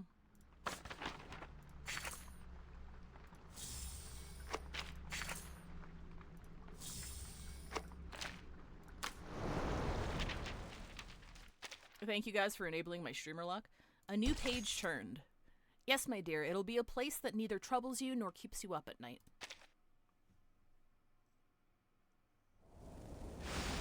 Oh yeah, Modfuck, she's actually strong as hell. Like, she's fucking broken. And of course she's a fucking support unit. I'm confused, Toa. If these disbelievers are a danger to our vengeance, why are we only locking them up? Shouldn't we just toss them overboard? If they're dangerous, why aren't we just killing them, Toa? The chief wants Fatutu to decide how to deal with them. A test of her allegiance and her conviction. Uh-oh. After she puts on the mask, of course. Could you be like a healing tank? Well, she's more like she's more of an enabler because she does mass heal, but she also like buffs the team. Doesn't she also do follow-up attacks? Does she do follow-up attacks or does she buff follow-up attacks? It's one or the other. So like she doesn't do a whole lot of damage herself, but she like she she boosts the damage that the team can do. You're afraid, Salome. Don't be. The trial isn't difficult. I see things so clearly now. Both? God damn it. I don't know, Toa. I trust in Kamutsa's leadership, but still. Hang on, there's this, you guys know me, I always like shouting out, content creators where I can.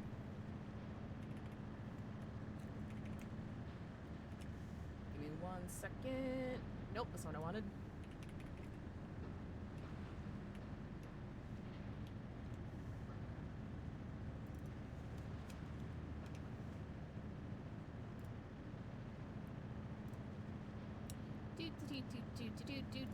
Here we go.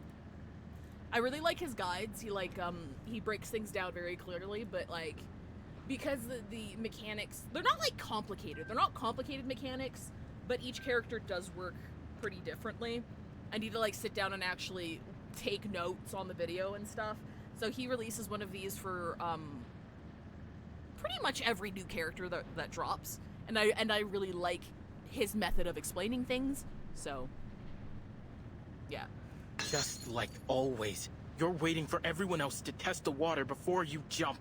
I just feel that there's something wrong. You say you're not afraid, Toa, but I hear your chains clinking. You're shaking too. Shut up. That's only because we're in a freezer. Because I'm cold, idiot. A familiar place. Blimey, locked up again. At this rate, I'll have my imprisoned on all 7 continents bingo card before I turn 20. It's an honest bet I've spent more time behind bars than my own home. She does get arrested a lot, yeah. I wasn't aware that you had a home. Beyond the ship, I mean. Of course I do, love. The whole of London is my home. I've walked its streets. I've inspired its people. I fought for its music. Its spirit stamped on my very soul. She paces back and forth in the cell as she passionately proclaims her cause. Rebellious artists often fall into such radical expressions. And jolly old London will always have a harbour open for this captain and her apple as a token of... Wait, Barcarola, what are you doing here? A familiar silhouette appears in the prison door window. Well, I suppose those tin heads aren't the type to appreciate a true artist. Jealous of our talents, no doubt. Miss Grace said to give you special treatment, Barcarola. But I warn you, these prisoners are ours to deal with. So don't get any ideas. What? Barcarola, don't tell me you're siding with these tone-deaf goons! The door creaks open and Regulus stumbles back a few steps. What greets her isn't the familiar sweetheart of the ship, nor the elegant musician, but a tear-streaked, almost disheveled and helpless face of a young girl. I'm just confused. It seems like there's only one way forward, but the captain said that only those who put on the mask have a chance to survive the storm, and that everyone else, the unbelievers, the Forsaken, will vanish. Miss Verton, tell me the truth. Please. What will happen if I put it on? Her voice is almost entirely drained of strength. If I reach this beautiful new era Miss Grace speaks of, what will happen to Cremona? The streets, the cathedral, all of the people I grew up with. Will I ever be able to see them again? The truth is, after the storm there may still be a Cremona, but every face, every song, every brick from each house to the cathedral will be different. The storm will wash away almost all traces of this era.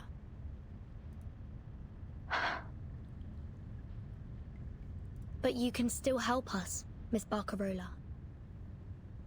Me? How?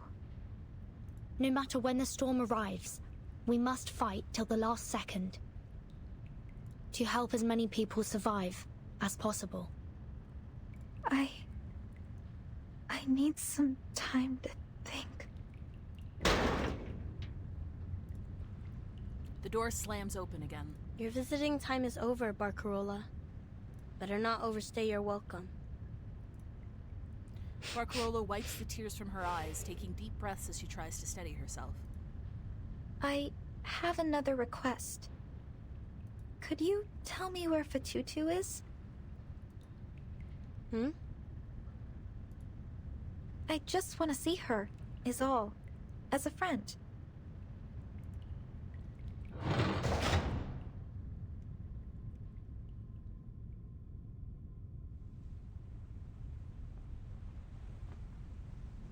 The captain's cabin is calm compared to the carefully crafted atmosphere of fear and eeriness on the rest of the ship. Did I miss one? Oh no. Alright. A delicate hand turns the knob on the radio, switching it to a more secretive frequency. They're well aware of your contribution. It's Forget-Me-Not! This fucking twink!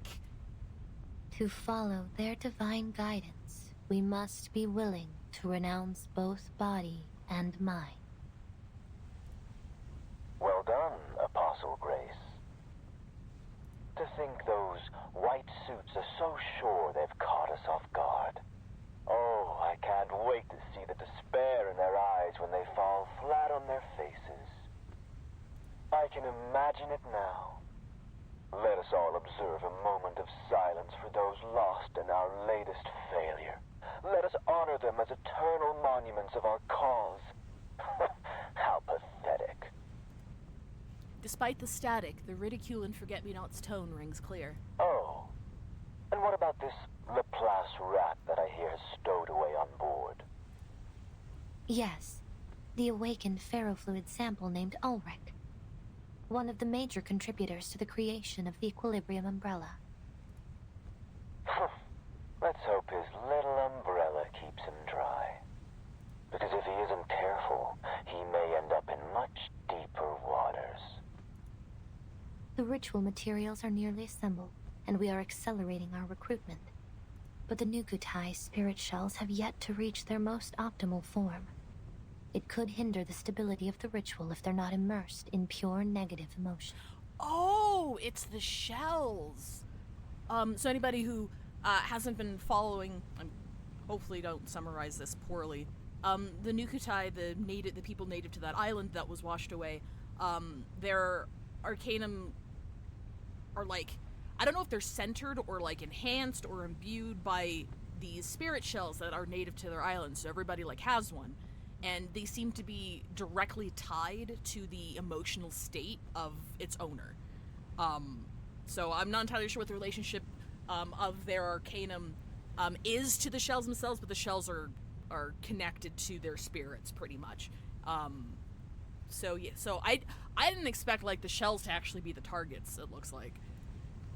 Your commitment to quality is impressive, but the shells needn't be perfect to perform as needed. Do not waste time unnecessarily. Do you understand, Apostle Grace? Yeah, it also makes sense. Like, one of the questions that has been unanswered until now is to like, why is she so adamant on recruiting these people specifically? Like, why did she give a shit whether or not this island was washed away, sort of thing? So that kind of shows why there. I trust you've learned from the last failure. Oh, with Argus? Yes. Because in Argus's event, they were doing experiments in that hotel. Like there were arcana rays and shit in every room, so they were trying to do some kind of ritual. I think it was speculated they were trying to bring Arcana back or something related to that, but that failed. And she assumed the body of the person that Argus was trying to save. And the spirit of the person that Argus was trying to save was in that mirror that Argus shot. So it was like some kind of body transplant thing. Excellent. A teleportation array has been set up for you, but it will last only a short while. You must begin the ritual as soon as your ship reaches the target location. Manus Vindictae awaits your return. Yes, Mr. Forget-Me-Not. I will always follow their guidance. The communication ends, leaving only the echo of the final words spoken through it. Grace raises a pale hand and gently caresses the intricate patterns on the spirit shells. Silence fills the room.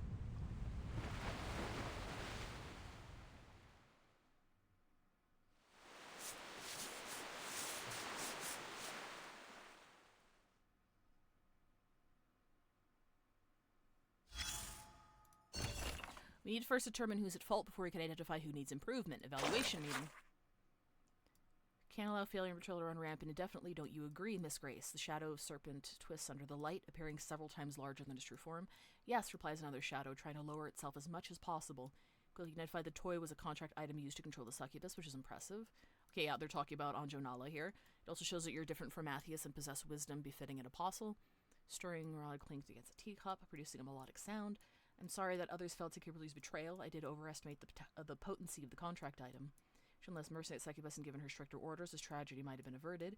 If you had been more ruthless in Texas, you wouldn't have wasted so much time there and would not have lost the contract item in the chaos. Although, in the end, losing it was Igor and his subordinates' fault, not yours. Thank you for your guidance and understanding. Seal yourself merciful grace. Showing compassion to a viper only gets you bitten. Remember this in your next mission. The Nukutais, they will present us with their spirit shells. Your capabilities are undeniable. I still hold some faith in you. Alas, a hot cup of tea is stirred into a cold one. Serpent's shadow vanishes out the door without even flicking its tongue. I shouldn't need to remind you, any unforeseen events during the mission must be reported, especially anything related to Vertin. This is also according to their guidance. Yes, it's all for their return. Yeah, I'm thinking it's Arcana. This is because this entry here is referring to a couple of past story beats. Because she was first introduced at the end of Jay's story quest. Anjo Nala, I mean. Because that's when the contract item, the little toy robot, that's when the contract item dropped. And then it went to Argus's event. Then it went to, fucking what's-her-face's event, the girl with the gun. From the, main story quest. Who's currently in, like, a fucking Foundation psychiatric ward or some shit because she's just, like, sad and traumatized now. So she's been failing a lot. Is what I'm getting from this. So she needs this to go well. Fucking Arcana left a speedrun guide to reviving. Arcana is the, was the leader of Manus Vindictae. And, due to events in, due to one of the story events, she got tricked into getting teleported to a remote place and then blown to smithereens with an atomic bomb. So she's gone, but not gone in her entirety. There's been obvious hints that, like, I don't know if it's just her spirit or her arcanum or something, like she's still present in some kind of, she still exists, rather, in some kind of form, and I'm assuming that these rituals throughout these events are trying to bring her back into her body. Barcarolle, the oars are shaped here, and the waves crash here. Not every breeze is destined to last forever.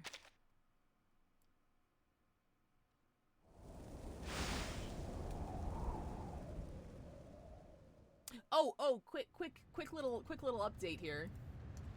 Subito será. It's no use. The cabin's wall is heavily reinforced. My arcane skills can barely scratch it. Alright, so I actually did, if you do !gotcha, or just go to fivetail.gg/gotcha, I have, like, a little page here with my UIDs, but I've also, my last major update to this page was, putting resources that I use for every game as a little drop down under each of the UIDs. But what I've also done is added a should I play this game little section under each of the UIDs as well. So if you're ever interested in playing a game that I'm playing, I had a little too long, didn't read, as to whether or not you should start it. Just because I thought it might be a little helpful, because I play a lot of fucking games. I'm not like good at all of them, and I'm not caught up in all of them, and I'm not like an expert in all of them, but I do enjoy them casually, and I think I'm in a position to be able to recommend or not. So yeah, get that little update there. What do you use to make or host / host your web pages? I use NeoCities. I'm not doxing myself here, am I? No. Yeah, so I use NeoCities. Old style. Fucking old style of fucking hosting here. This works, BT dubs. I need to upload more songs to it though. I've got like 50 more. I just have to like upload them to NeoCities, so I've been lazy. But if you're like, what won't get me fucking shot? If you like click here. Oh, you can't hear it. Hang on. Like this is a little. You could actually listen to these.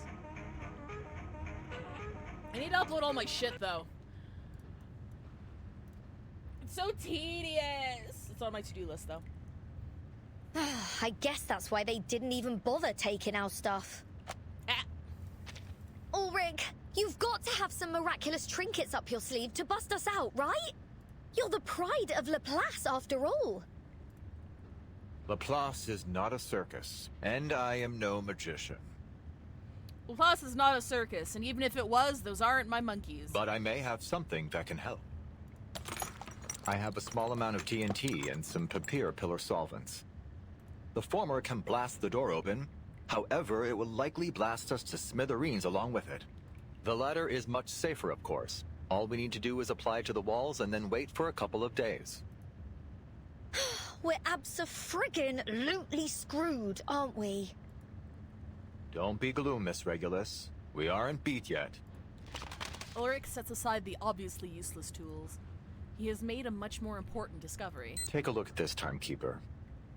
I've been recording the Free Breeze's heading since it left Sydney. Though, unfortunately, something has been jamming our signal. Yet, we can still extrapolate from my earlier readings that the ship is not heading to its advertised destination. It's heading steadily southward. It appears so. Her thoughts churn more violently than the ferrofluid's vibrations. The forecast of the storm, the sudden eclipse, the mask trials, and the speed at which the Free Breeze is now heading. If all they wanted was to recruit more followers, they would allow for more time to convince the others. However, if the storm is indeed coming, then why would we be racing forward through these reefs? Their actions don't seem to be aimed at recruiting, nor at passing through the storm. Rather, they seem to be aimed at intimidation. The air in the cell seems to momentarily stagnate. This would add weight to the possibility that the storm they're promising is only a trick to inspire more fear. That said, we must consider the chance of the storm occurring, no matter how slim it may seem. Ulrich stands tall, unwavering in the face of conjecture. Until the truth is ultimately revealed, all we can rely on are the instruments in our hands and the readings before our eyes. Science! Then we are agreed, Mr. Ulrich. Whether the storm is coming or not, we need to be well prepared. I'm glad we're on the same page. We've brought quite a few equilibrium umbrellas with us, and my suitcase can also serve as a temporary shelter. Real quick.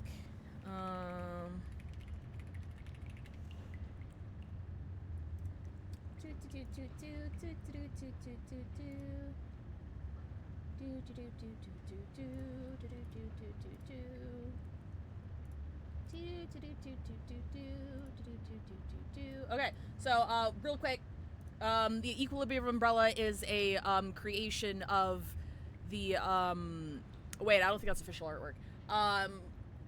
from the Foundation to protect people from the storm on an individual basis. It's basically, it's just a special umbrella with like a specific like ritual like knot tied in the middle that whose shape protects people from the storm. And they actually made it as merch, and I think it's dope as hell. Like this is the actual apparatus in the middle, and it glows and shit, and I'm like, that's cool as fuck. But why is it so tiny? But it's like, I would never use this as an umbrella because it's too fucking cool. But yeah, that's what they're talking about, and that's why they brought a whole bunch. However, that will do nothing for the humans aboard. Your suitcase. Then the rumors are true. No wonder the Stick in the Mud Foundation greenlit you to build your own team. Ulrich stares intently at the suitcase held in her hands. I would give anything to analyze it one day. I'm certain that day will come. Eventually. Sonetto, how many equilibrium umbrellas have we brought exactly? Exactly 73. So the umbrellas can protect people on an individual basis, and one of the major plot beats is that Vertin's suitcase is like a hammer space / TARDIS sort of thing, where people can go inside of it, and it's like much, much bigger on the inside. It's like a whole fucking mansion or whatever, and the suitcase itself is immune to the storm. So it's like a Noah's Ark sort of thing. But her suitcase, obviously, A, doesn't have infinite space, and B, doesn't work for humans. It only works for Arcanists. So if you're a human and you're in the suitcase, you would still get evaporated by the storm. She's a Time Lord? Kind of? Personally, actually, I don't know the plot of Doctor Who, but I know that there are aliens involved.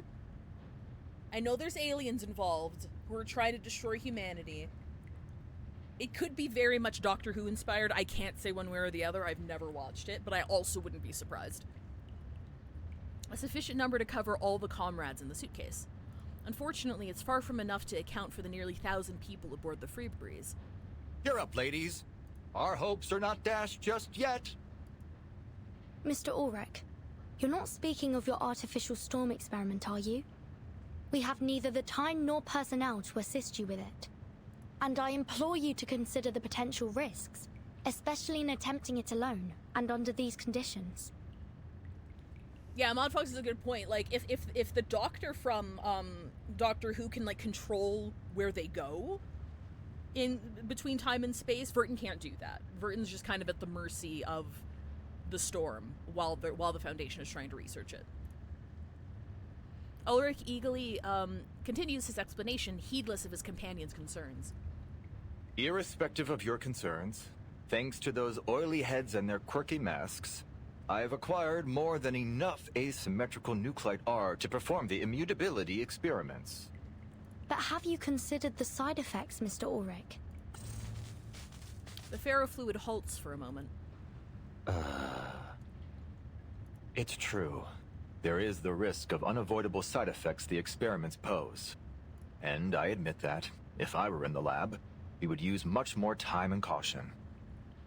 But on this ship, I am the only one capable of withstanding the effects of the storm syndrome.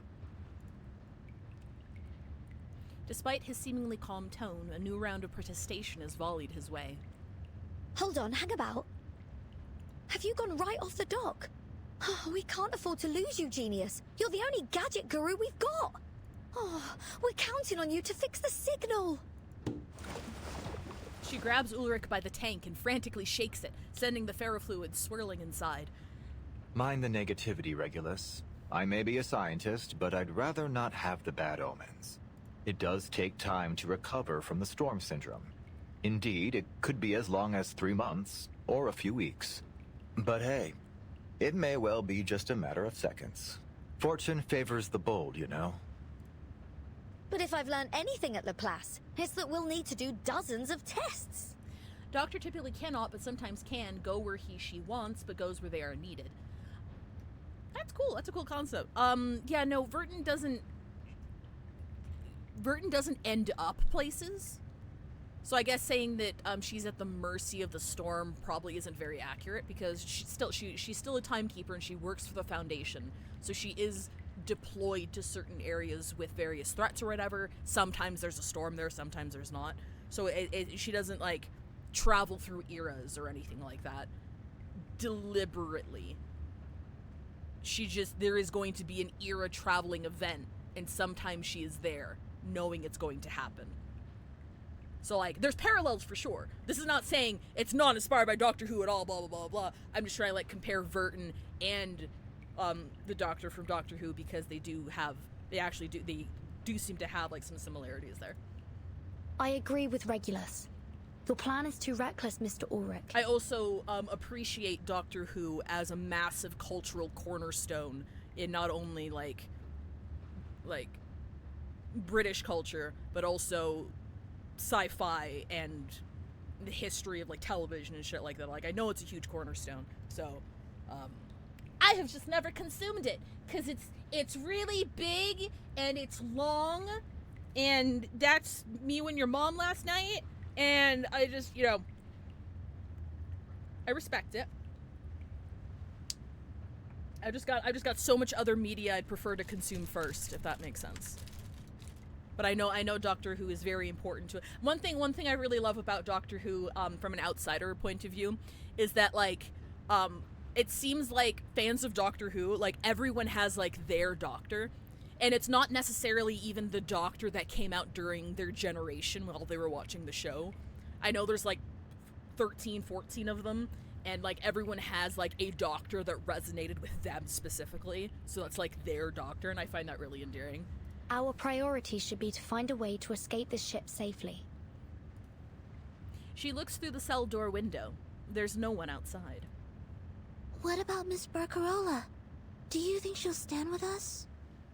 Hi Valheim. There's also a significant amount of lost content of Doctor Who from radio, and a whole lost video season from what I Oh, right. Was it a radio show first?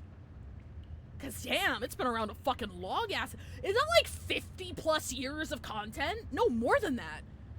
Like 60, 70 years of content? Like, if you want to like sit down and listen to all the canonical Doctor Who stuff? That's crazy. Let me okay, sorry, just for shits and giggles, I'm gonna talk about the doctors that I know.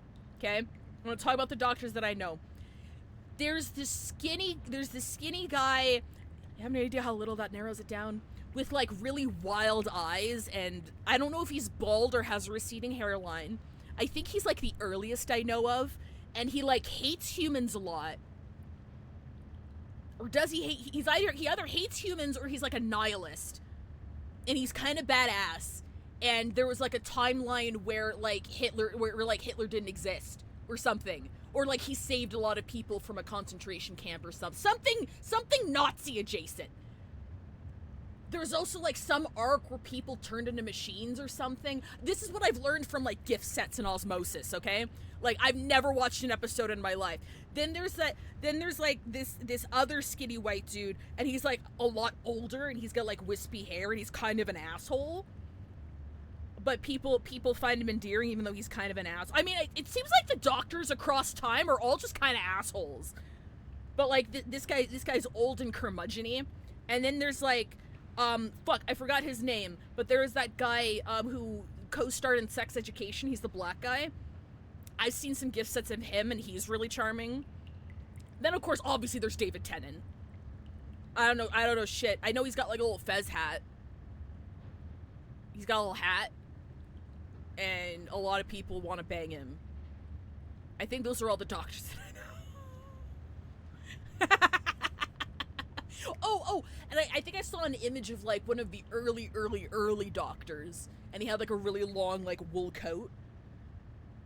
But the photo that I saw seemed like really old, like super old. So I'm assuming he was like one of the first, maybe. Was the second one you saw in color or black and white? Like the old curmudgeon? No, the older curmudgeon guy is very recent. Like all of his gift sets are in high definition.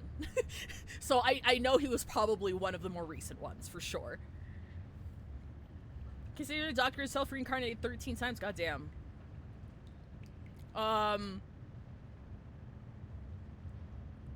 Yeah, I think those are all the Doctors that I know. It's those 4/5 because I saw that picture of one. I have no idea. The only actor name I know is David Tennant. And oh, Peter Capaldi. Yes, that is that guy's name. That is that guy's name. Yeah. It's that guy. So I know Capaldi, I know Tennant. I can't remember the black guy's name.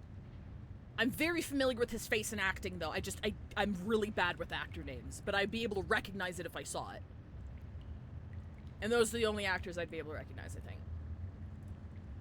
Isn't the newest one a woman? I haven't seen any gift sets of her. Is it the misogyny or is it poorly written?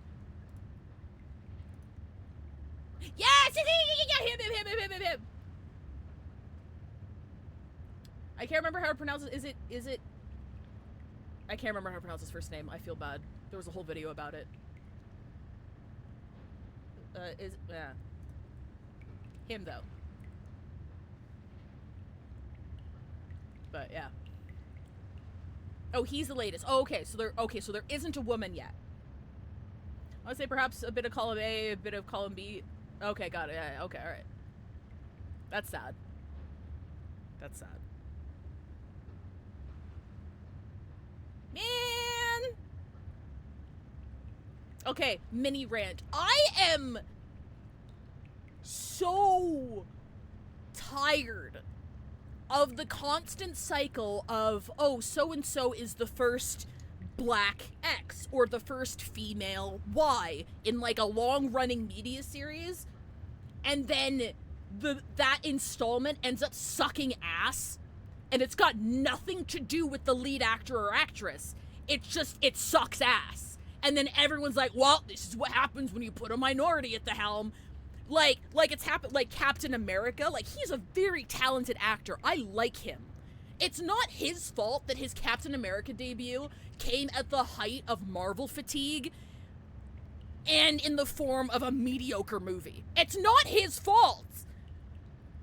Like, I love him. And it's like, I'm like, can we please get some good writers on things when they introduce like a new X as a titular character? Because I'm fucking tired of it. I'm so tired, bro.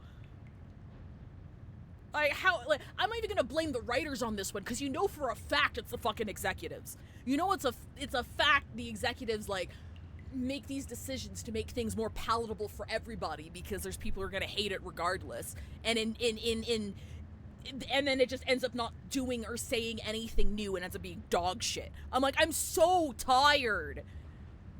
Anyway.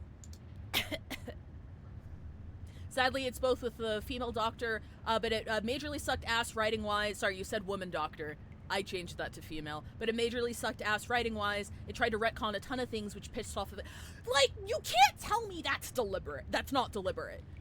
Like, you're telling me the writers of a fucking century-old goddamn series, writing the series for the first female Doctor, didn't deliberately introduce a shit ton of retcons and changes they probably wanted to do for a really long time, and did it to her season specifically because they knew she'd be unpopular anyway.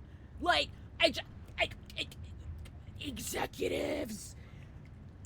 Ooh, I'm so.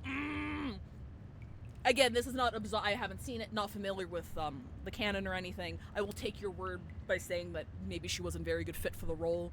But if she was a dude, I bet it would have been hated 60% less. Immediately. Immediately. And I'm just kind of like... So. Okay, sorry, I'm done. Oh, you know what was a really good take on that? You know a series that did it really well? Fucking Elementary. Yes, it was a 70 fucking third Sherlock Holmes, AU. Elementary was fucking dope. Lucy killed it, alright? To be fair, I didn't actually finish it. I don't think I watched the last season, so hopefully it didn't end. Hopefully it didn't flop at the end. But what I remember seeing, I remember Elementary being really good. Alright. This particular case, a showrunner showed poor decision-making before Jody showed up. It wasn't fucking what's-his-face. Who was the showrunner? Who was the showrunner? Was it that guy that I hate by proxy because of how Sherlock was fucking fumbled really, really bad? What's that guy's name? Can't remember. H. Bomber guy did that whole documentary about how much Sherlock sucked. A Sherlock series with an unpopular ending saying, "Hello, Major Stuffins. Welcome to chat." Just for clarification, all I'm saying is that I didn't watch the last season or two of Elementary, and I know the ending is where a lot of, like, good series just kind of fucking drop the ball. So I have no idea if Elementary actually ended well. No clue. But what I saw of Elementary was really fun, and I really enjoyed it. Moffat! Stephen Moffat! Okay, not Stephen Moffat. Alright, cool. Alright. I'll take that nail out of his image. Her showrunner was Chris Chibnall, so different guy. Okay, alright. Got it. Thank you. Thank you. Appreciate it. So it's ad break time. I'm sorry! I'm sorry you got me ranting about media quality. Let me hit my little, where's my button? There's my button. There it is. If you get caught in ads, I'm not continuing until you come back, so I'll see you in 3 minutes. Oh, don't apologize for derailing things. Derailing things is fun. It causes conversation. You get to take a little break. Never apologize. If I didn't want things to be derailed, I'll be very straightforward with you. If I didn't want things to be derailed, I would be ignoring chat messages. Because, unfortunately, when you stream, sometimes that's something you just gotta juggle. It's like, okay, this would make an interesting topic, but I'm locked the fuck in right now, and I'm not gonna talk about that. So, like, if I didn't want to derail things, I wouldn't be replying to things in chat. So never feel guilty.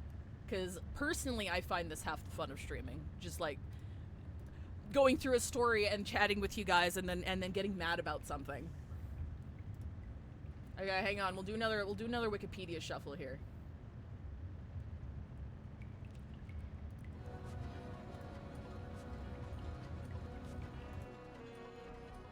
This one? It is this one. Perfect. Random article. Oh, I see his picture. I hope he's not racist. John Macleay Sr.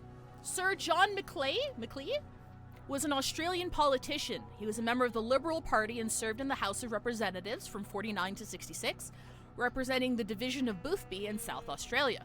He was Speaker of the House of Representatives for a record 10-year term from 56 to 66.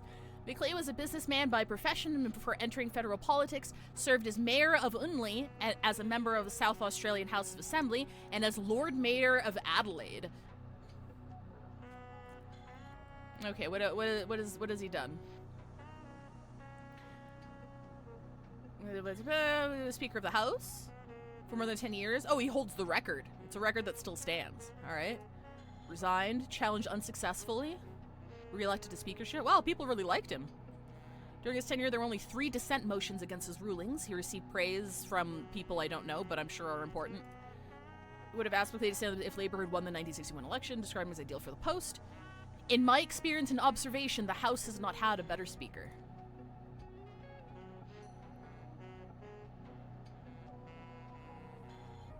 He served as president of the Legacy Club, South Australian Retail Furniture Association, the South Australian Playground Association, and the South Australian Tree Planters Association. He was nicknamed Marrow Jack for his prowess in vegetable growing. Created a Knight Commander of the Order of St. Michael and St. George in 1962 for political and community services. He had family members who carried on the tradition of political activism. Brother and son served in federal parliament. John Jr. having succeeded him in the electorate of Boothby.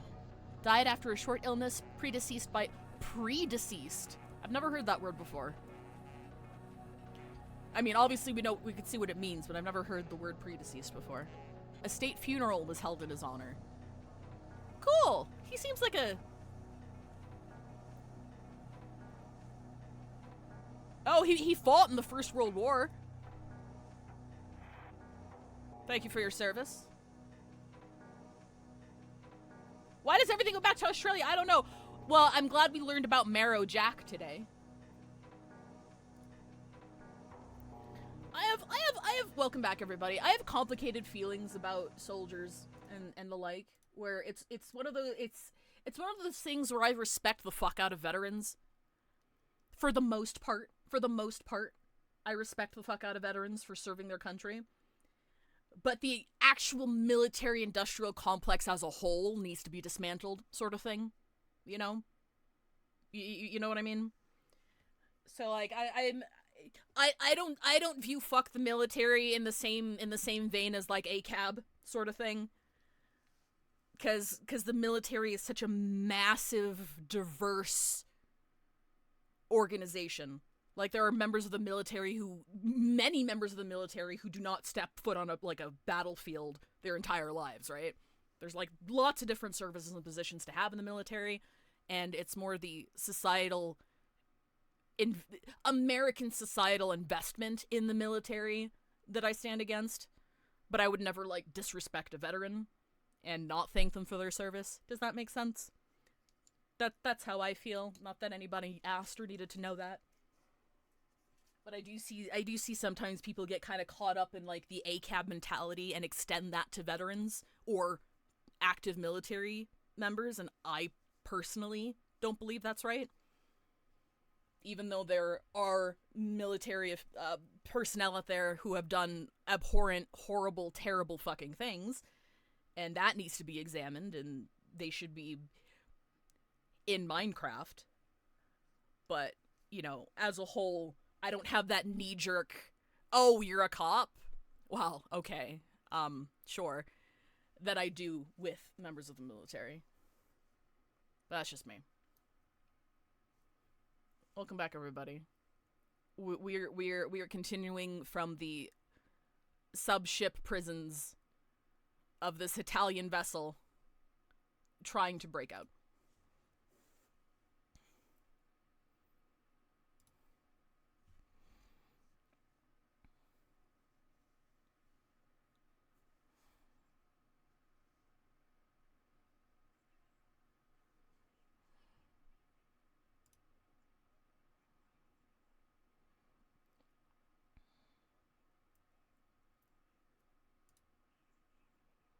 Oh, shit.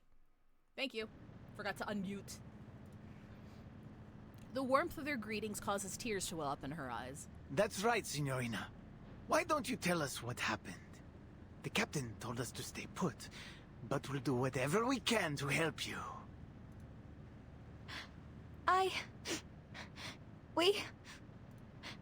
The Free Breeze will never go home again. What?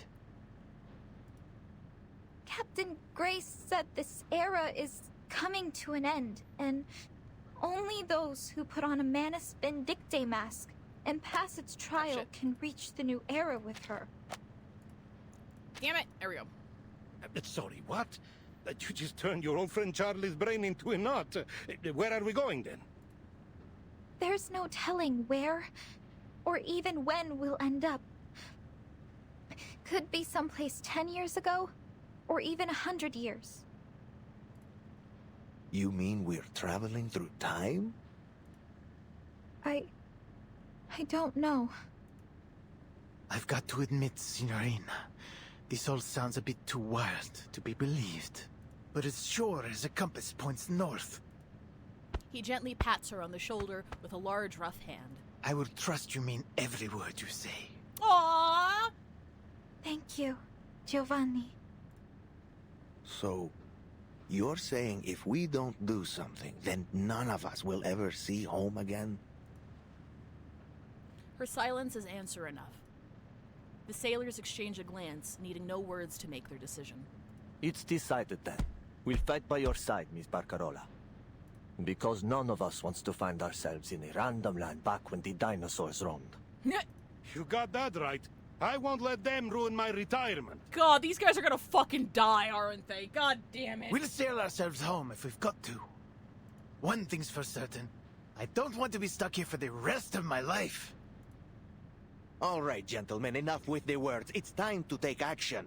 Miss Barcarola, is there anything we can do? Yes, of course.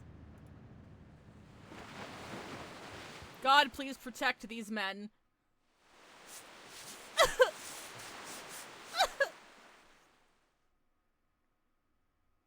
If not dying, why death-shaped?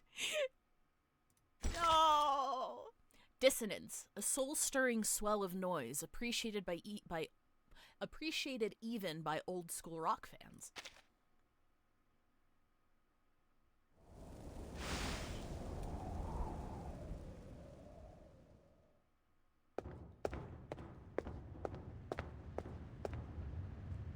Hey, the Nukatai nutjobs outside are gone. Oh, don't tell me they've abandoned ship and left us here to starve.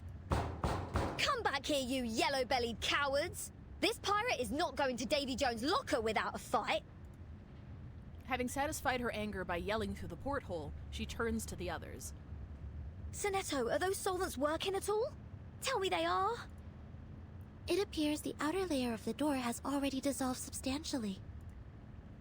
Excellent. The Papier Pillar solvents are more effective than I anticipated.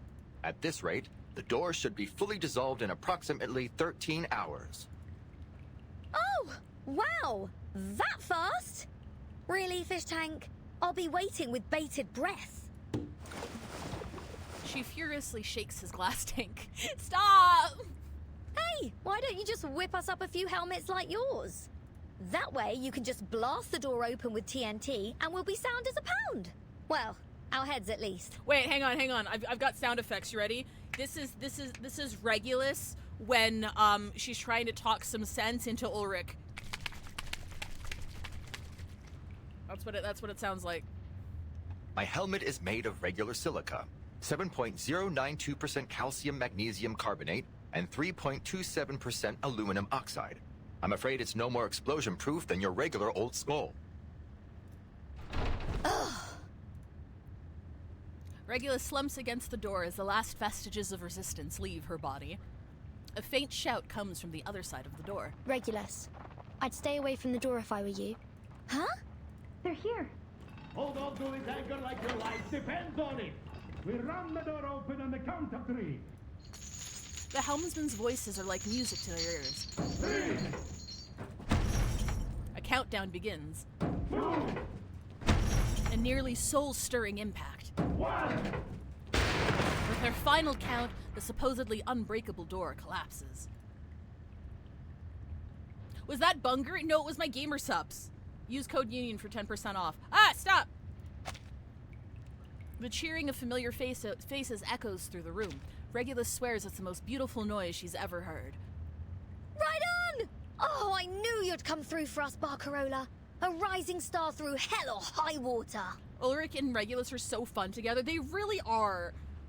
Like, I liked Ulrich during Lucy's chapter, but, like, I'm really glad he's a recurring character, and I'm glad, like, him and Regulus have this little dynamic, because it's very fun. You have our thanks, Miss Barcarola. As much as I love Vertin, it's nice that Vertin's not super heavily involved in every single story beat. Like, she's been fairly detached from the narrative throughout this event, and I don't mind that. I don't mind that at all. It gives us time to appreciate her when she comes back into focus again, and it gives us more time to spend time with other lovable characters in the series. I just want to save as many people as possible. For the pride of the Free Breeze. We aim to do the same thing. After a pause, Ulrich steps forward. Timekeeper, I need to get to the radio room. It's likely to be the only place on the ship that will be able to get through their jamming. She turns to Ulrich with a solemn look on her face. I'll bring good news, I promise. Ulrich, if you die, I'll kill you. I see. Regulus, you should go with him. Regulus, you have plot armor. Go with this man. No. I don't need additional manpower for such an easy... I insist. We can't afford to lose anyone, Mr. Ulrich. Oh, that's basically what she said. Regulus, you have plot armor. Go with Ulrich. She places a compact device in his leather-gloved hand. This is... The Pioneer's Mark I positioning system. The latest in technology from Laplace. I highly recommend Ulrich's mini-story, even if you play privately after you unlock it for completing the story. 100% I will. But if I recall correctly, it's never been mass-produced. Only a few prototypes were made available. And this is one of them. If anything happens, someone can use it to track you down if you're in serious trouble. Like if you've fallen into the sea. This will surely come in handy. Thanks, Timekeeper. Good luck, Mr. Ulrich. He won't need it, because no one knows radio systems better than this, Captain. She nods before the two vanish around the corner. The rest of us need to return to the lobby and get the masked guests under control. Sinetto, do we have sufficient sedatogens left? Yes, Timekeeper. We still have plenty. She turns to the helmsman. Gentlemen, I'll need your assistance too. Of course, ma'am. Miss Barcarola already told us everything. Sounds like helping you means we're helping ourselves. Esam, do you know where we can find the spare keys to the passenger cabins? We have another friend to free.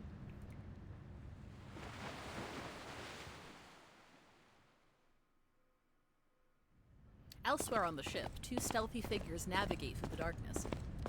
Are you sure this is the right way? Are you doubting my capabilities? Not exactly. Broadcast room. The broadcast room is empty. It's only that I expected they'd have this place locked down like the crown jewels. But nobody's here. We'll concern ourselves with that later. Let's get to work, Regulus. Ignoring Regulus's wandering about, Ulrich quickly channels his thought current into the broadcasting console. Coastal Base Station, come in. Coastal Base Station, come in. Where's the International Maritime Organization when you need them? Laplace Australia branch, please come in. Laplace Australia branch, please come in. I just checked out the wiring.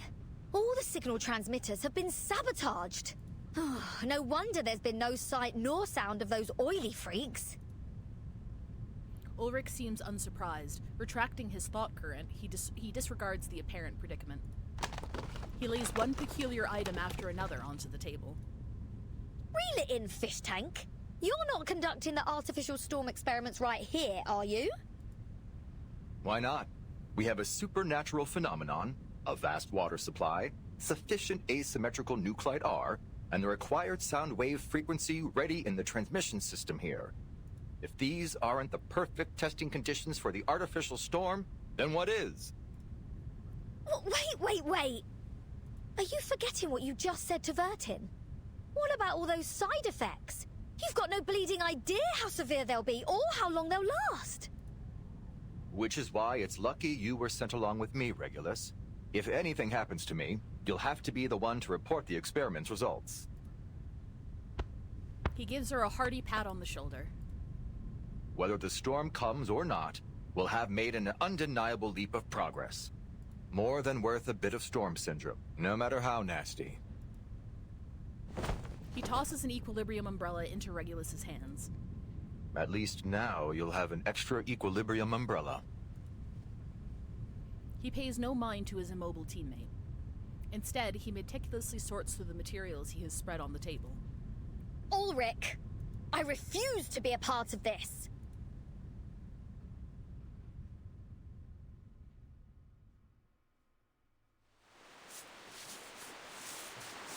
Ulrich, don't do it! The 27 Club. Rock never dies.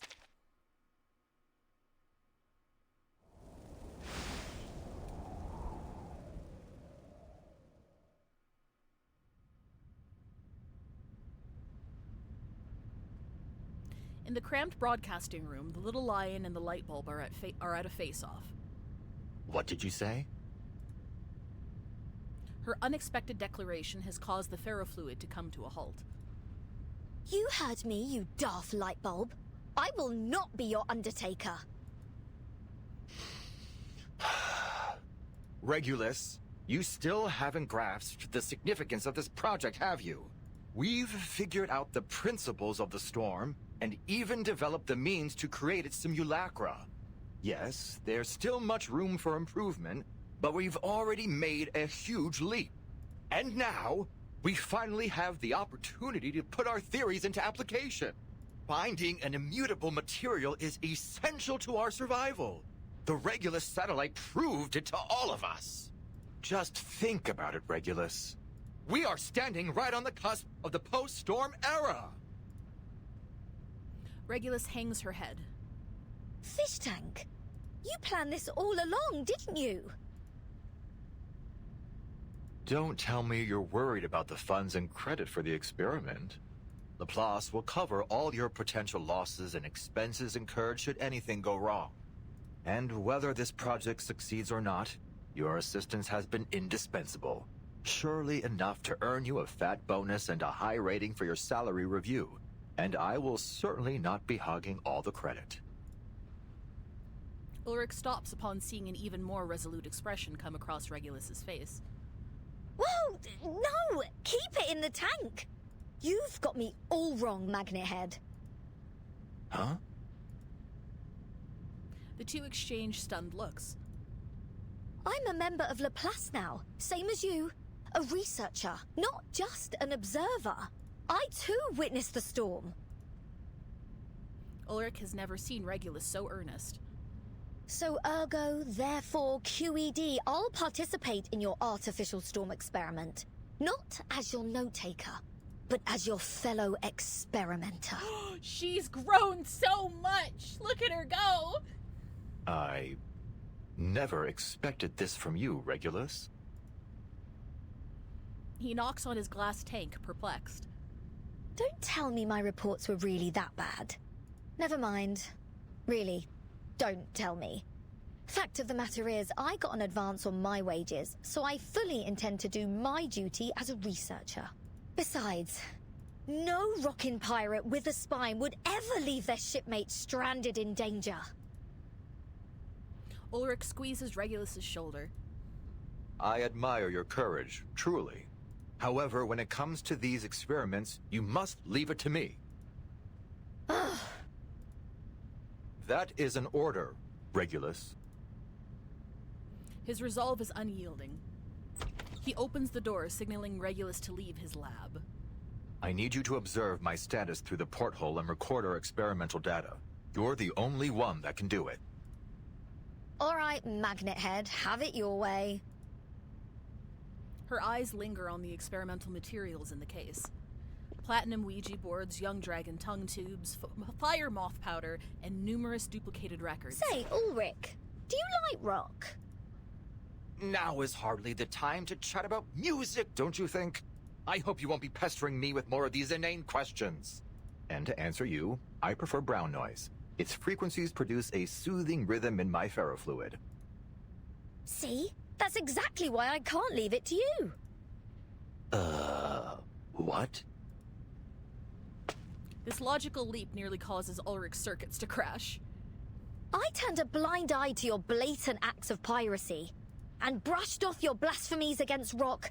But if I miss out on an adventure like this, I'll forever lose the right to join the 27 Club. No, you don't want to join that club. The 27 Club? All the best rock stars die at 27, or in a blaze of glory. This is my record, my responsibility.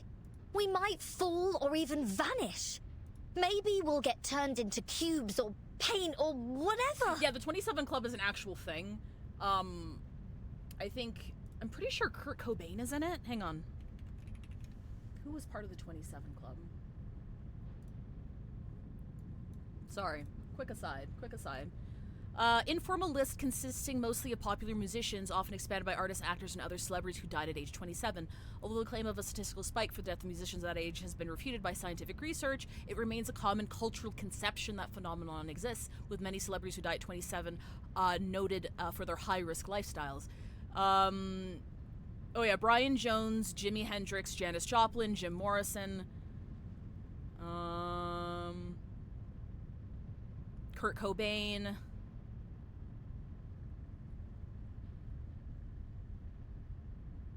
Let's see if there's anybody everybody else I recognize here. I'm not very learned in music history, so forgive me. That we haven't covered already. Yeah, it's just a very it's a very big cultural belief, even though clearly, obviously, it's just a coincidence. But like, you see all of these people, you can understand why people. Oh, Amy Winehouse. Amy Winehouse was also 27. Shit. Yeah, those are the only ones that I recognize. But yeah. Yeah, it's not great. But at the end of the day, rock never dies. Regulus doesn't realize most of them died from overdose. I'm pretty sure Regulus is like 15. Like, I know she's young, which kind of makes sense because she still has this big ideal. She's very much an idealist, right? But yeah, she's young.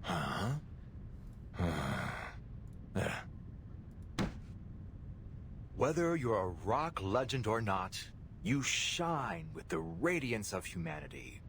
Regulus, I salute both your experimental spirit and your rock and roll spirit. There's only one thing left to do. Project. Experiments on material immutability via artificial storm. Locale. Radio room of the Free Breeze cruise ship. Experimenters. Ulrich and Regulus. Our experiment will now commence. Bum bum bum.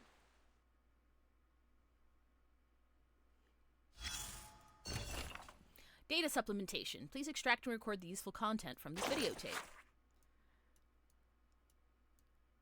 Check it out. We're just the greatest rock moment of all time. Keep it down. I'm recording this. We could die at any second. No way I'm going to stay silent. Just keep yelling. We'll keep the control variables consistent. Now start testing the next material.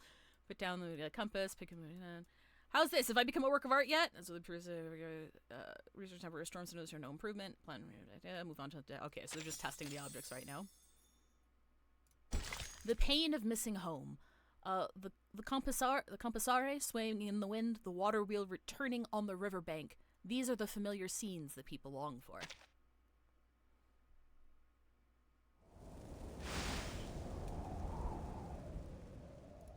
Big boss fight. Is it this chapter? Miss Verdin, it seems all the passengers are gathered in the lobby. The group has finally arrived at the cruise ship lobby. The place is a mess. We've lost too much time. A lot of people have put on masks while we were locked up. We'll need to round up the ones that are still conscious. Sure. The hastily assembled rescue team leaps into action, breaking up rising quarrels and separating the crowd members fighting over masks. Mananja, more contenders? Like we don't have enough people wrestling for a mask. Not yet, 20 is. Okay, got it. Give me that mask, asshole! I'm joining Manus Vindicte. I will take the trial. Clearly, any semblance of onboard etiquette has been long abandoned. Sir, I believe you may be too weak to endure the trial. You should leave this valuable opportunity to someone who will be more useful to Captain Grace. Please put the mask down, everyone. This isn't the way to survive. Give it to me! That mask belongs to me! Miss Grace smiled at me once. She must like me. She'll want me to join her! I just don't want to be killed by the storm thing. I don't want to die! The helmsmen dip and dive through the crowd as they administer sedatogens to the almost delirious passengers. Get back to your senses, people! If I were you, I'd have thrown these creepy masks into the sea the moment I saw them! The Nukatai survivors watch the nearby rescue operation from afar. Thanks to Grace's kindness, their situation appears far brighter than the other guests. But not all of them share their newfound faith. Salome, you must put on the mask, please! For our people. It's not scary, I promise. Would you rather be captured by those outsiders? Go to the captain's room, Toa. You passed your trial. I'm sure the captain and our people there need you more than I do. I must stay here to look after Kitiona, Little Pita, and our friends who still seem to be lost. What is wrong with you, Salome? All you need to do is put on the mask. Salome breaks free of Toa's grip, nearly falling to the floor as she does so. I'm sorry, Toa. I think Fatutu was right to have second thoughts. Look at all the people who have put on the mask. Now tell me how many of them have survived. Following Salone's tear-filled gaze, countless failures of the trial lie sprawled on the floor. Nukutai, Australians, Italians, sailors, merchants, tourists. And what? You're afraid? Is this really more important than bringing our people home? The storm outside continues to batter the ship. The lobby, however, grows increasingly silent. If you can note Toa and Salone's spirit shells. Yeah, You hers have isn't changed. cracked. The Toa I Good knew would pointing that never out, have dared Plaxius. to ask me such a foolish question. Hers is still intact. Haven't you heard their cries? You need to think of the future, Salone. The new, beautiful homeland we're going to recover. We could live peacefully once more. We could... His tears mix with the viscous black liquid of the mask as they drip onto the floor. Please stop, Toa. I'm sorry. When I see how tainted and twisted your spirit shell has become, I can't. I won't. Salone crumples to the floor, her voice barely a whisper. Sinetto spots them among the crowd. I recognize her. That's Miss Salone. Timekeeper, I think they need assistance. She rushes toward the Nukutai survivors. Sinetto, watch out! A new world. Narrowly dodging the attack, Sinetto looks up in surprise.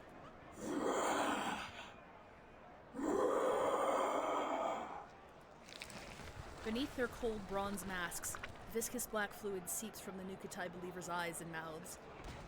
Their limbs have twisted into grotesque shapes, and they mutter to themselves as though tormented by an unending pain.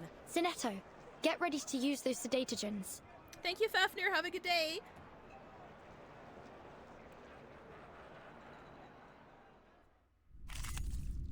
Throws a tranquilizer at you. Throws a tranquilizer at you. Okay, what's this? Okay, it's the same. Keep the sample.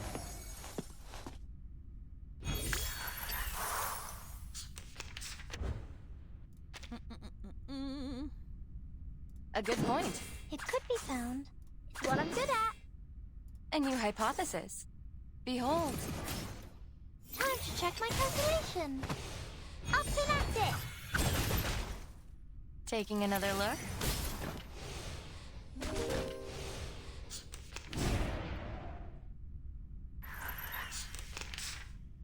Keeping that. Just another shift. It's what I'm good at. Actually. A good point. It could be found. A new hypothesis. Just another shift. Confirm the coordinates. Time to check my calculation. No other study could show you this. That weren't even as tough as waking up an old factory man. Their frenzy subsides as the suffering individuals drift into slumber. Pardon me for this, please. She sprays a dose of sedatogen over them.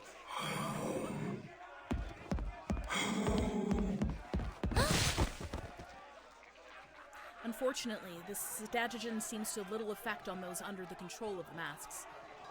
What are you doing to my people? I won't let you hurt them.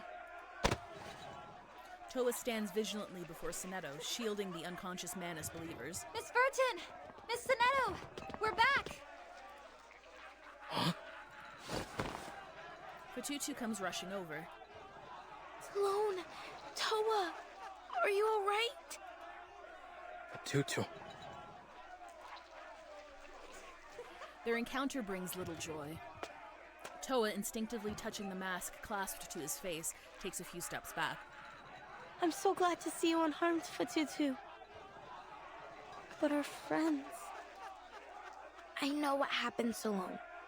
Barcarola told me everything when she got me out. I've made up my mind now. We can't wear their masks alone. We never should have agreed to their so-called revenge plan. The Manus believers seem to latch onto her words, reacting as though they are a shot of adrenaline. Revenge.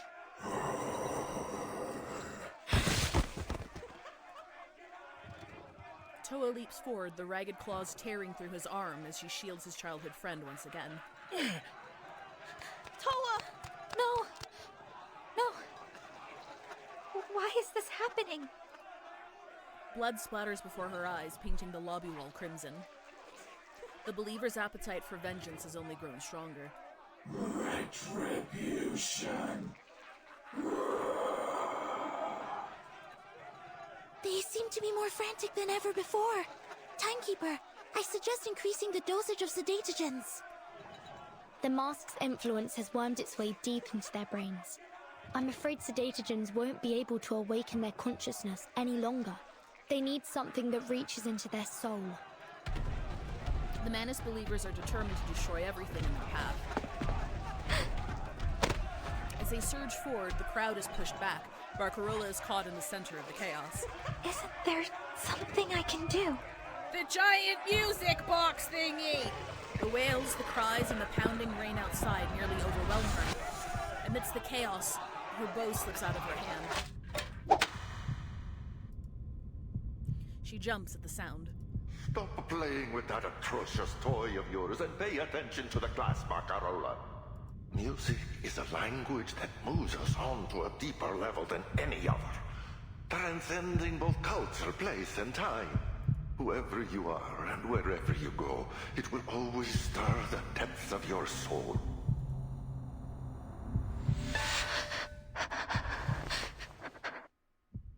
No need to remember, no need to think. Familiar, simple tones flow from her crackling box. A soft, indescribable melody washes over Fatutu. The song is both strange yet intimate. Where is it from? Is it from the Cremona that Barcarola talked about? The helmsman's spontaneous sing-song, or from Melly's traditional bonfire? We're not so different deep down, are we? Huh? What's that sound? Violins, piano, cellos, double bass, and flutes. What? Violins?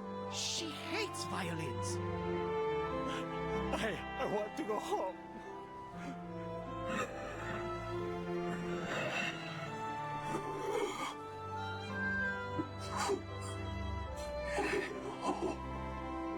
Her people raise their hands helplessly, clawing them at the air.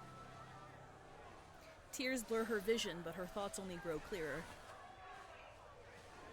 Though her hands are trembling, she gently lifts the harmonica to her lips.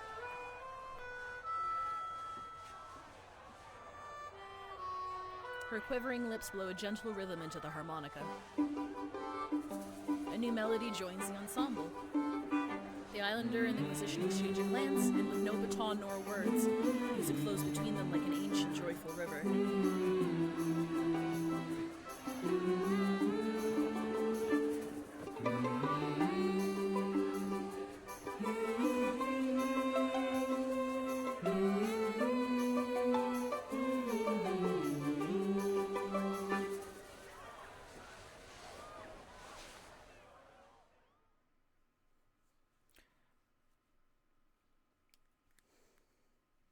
You're playing music. A man is dead and you're playing music. The black liquid stills, no longer seeping from the masks of the helpless.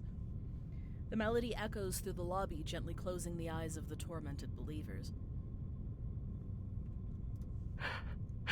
Oh no, he's fine. He's good. Toa's raised hands finally fall, as though succumbing to a deep sleep. It's over now, dear friends.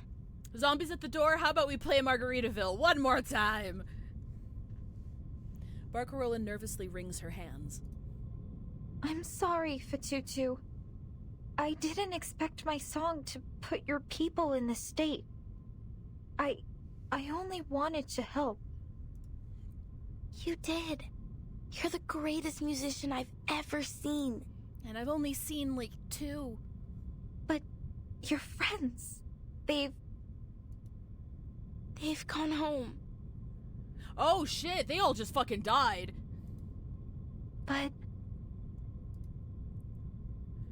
The lightly trembling shoulders before her suddenly feel unfamiliar. Had those fragile, tender shoulders always been so brave and resolute? Look at the shining, pristine spirit shells around their necks. That is a sign. It tells us that their souls are at peace, that our friends lived a full and honest life. Wiping her tears, Fatutu gets to her feet and starts to gently collect her lost people's spirit shells. She can still feel their warmth in her palm. Fatutu! Before the warmth of the spirit shells can fade, Kamuta strides into the lobby, his demeanor cold.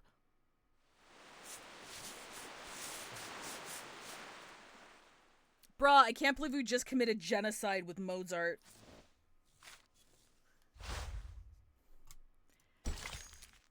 To elsewhere, to home. We are not going anywhere.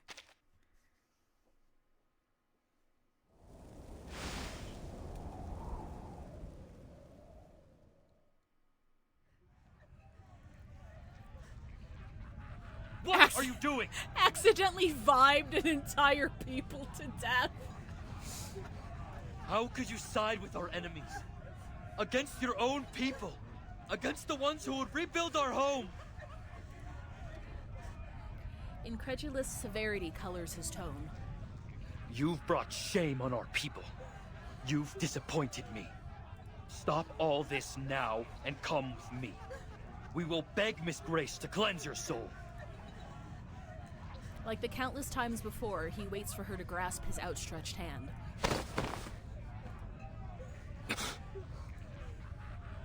An unexpected act of defiance. Joining Manus Vindictae was a mistake, Kamutsa. Their masks blinded our people. They tricked us with their lies and empty promises. But look, so many precious lives lost for nothing.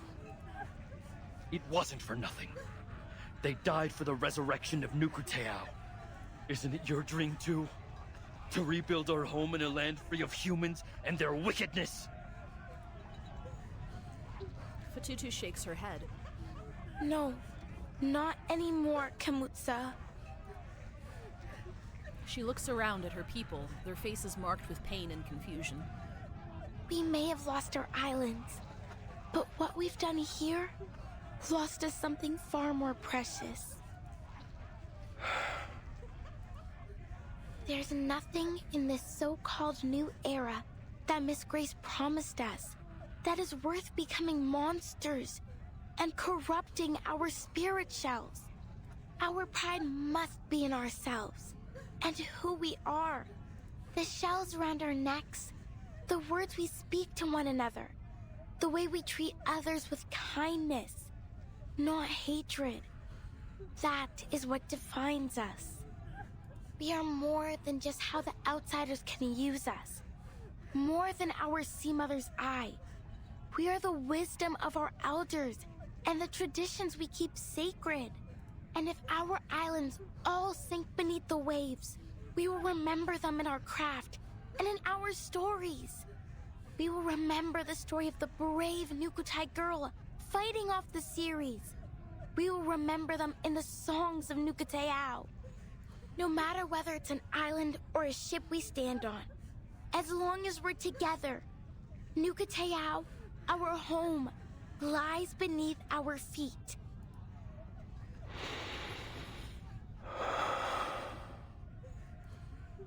Didn't you say you would always have faith in me, Kamutsa? Were the Islanders Arcanists or human? I believe they're Arcanists. Like, I'm pretty sure they were Arcanists because of their relationship to the spirit shells. I don't think the spirit shells gave them access to magic. I believe they were more of like a conduit. I think that's the reason why Manus Vindictae wanted them in the first place.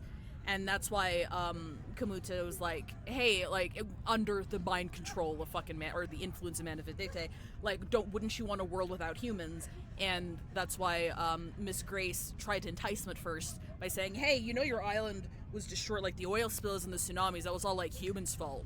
Don't you totally just want to, like, kill humans because they fucking suck? So, like, I'm pretty sure it's heavily implied that they're Arcanists. You believed I could lead our people to a better future. They are Arcanists, but it is never explicitly stated.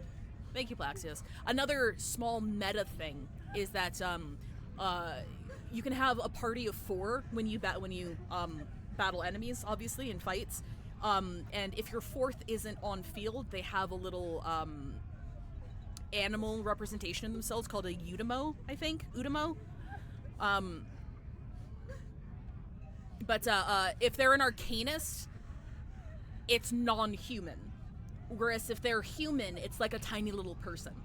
So like if you look at Ezra's Udamo, if you look at Mr. Duncan's Udamo, and there's somebody else, I can't remember who else. It's just like a little guy. Oh, Aleph. He's not out yet. He's coming out in the future. If you look at Aleph's Udamo, they're just like a little chibi person with like their hair.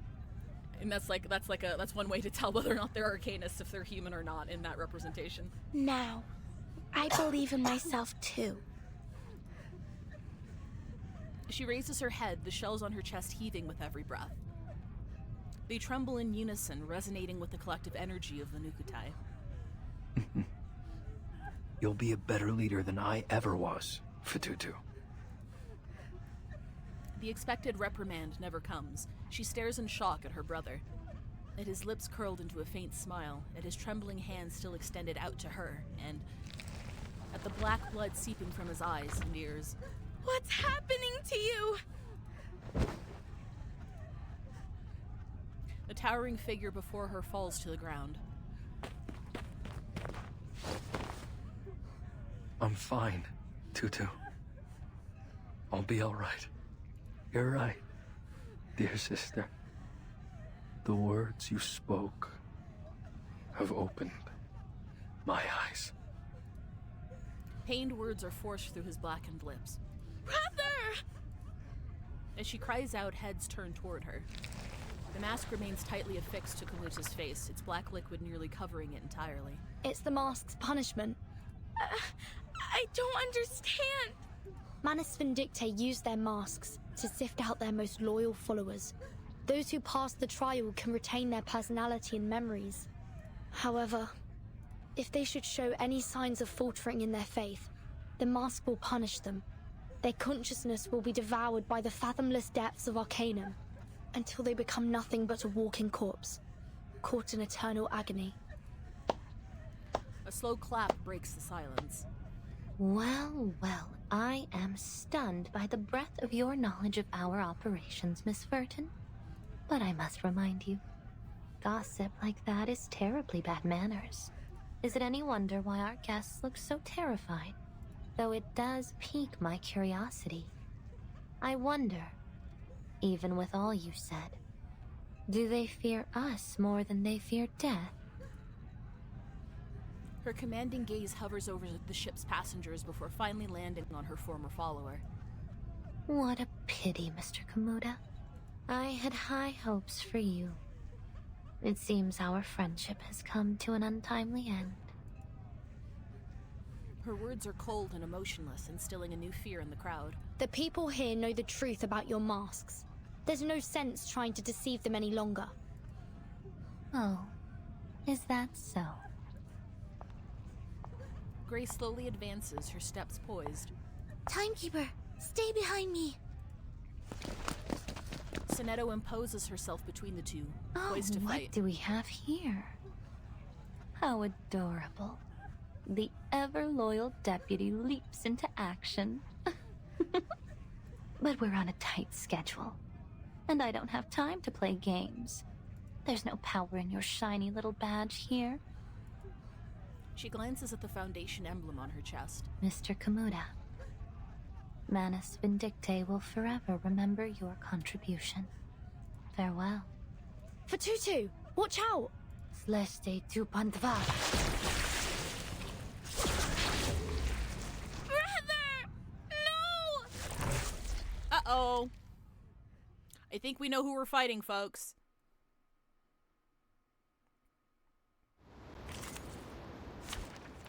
Balancing counters, balance mode, and balance counter level always like you and resonance. Alright. Emergent Metamorph. Clear the stage within 12 rounds. Okay, you know what? Okay, you know what? Hang on.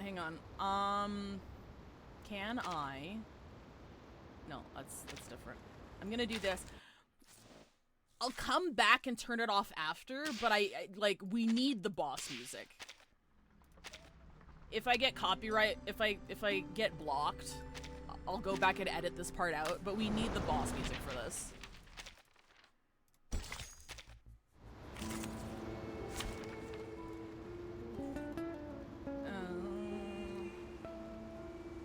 Okay, I think this team will do just fine. Yeah, I think we'll be okay.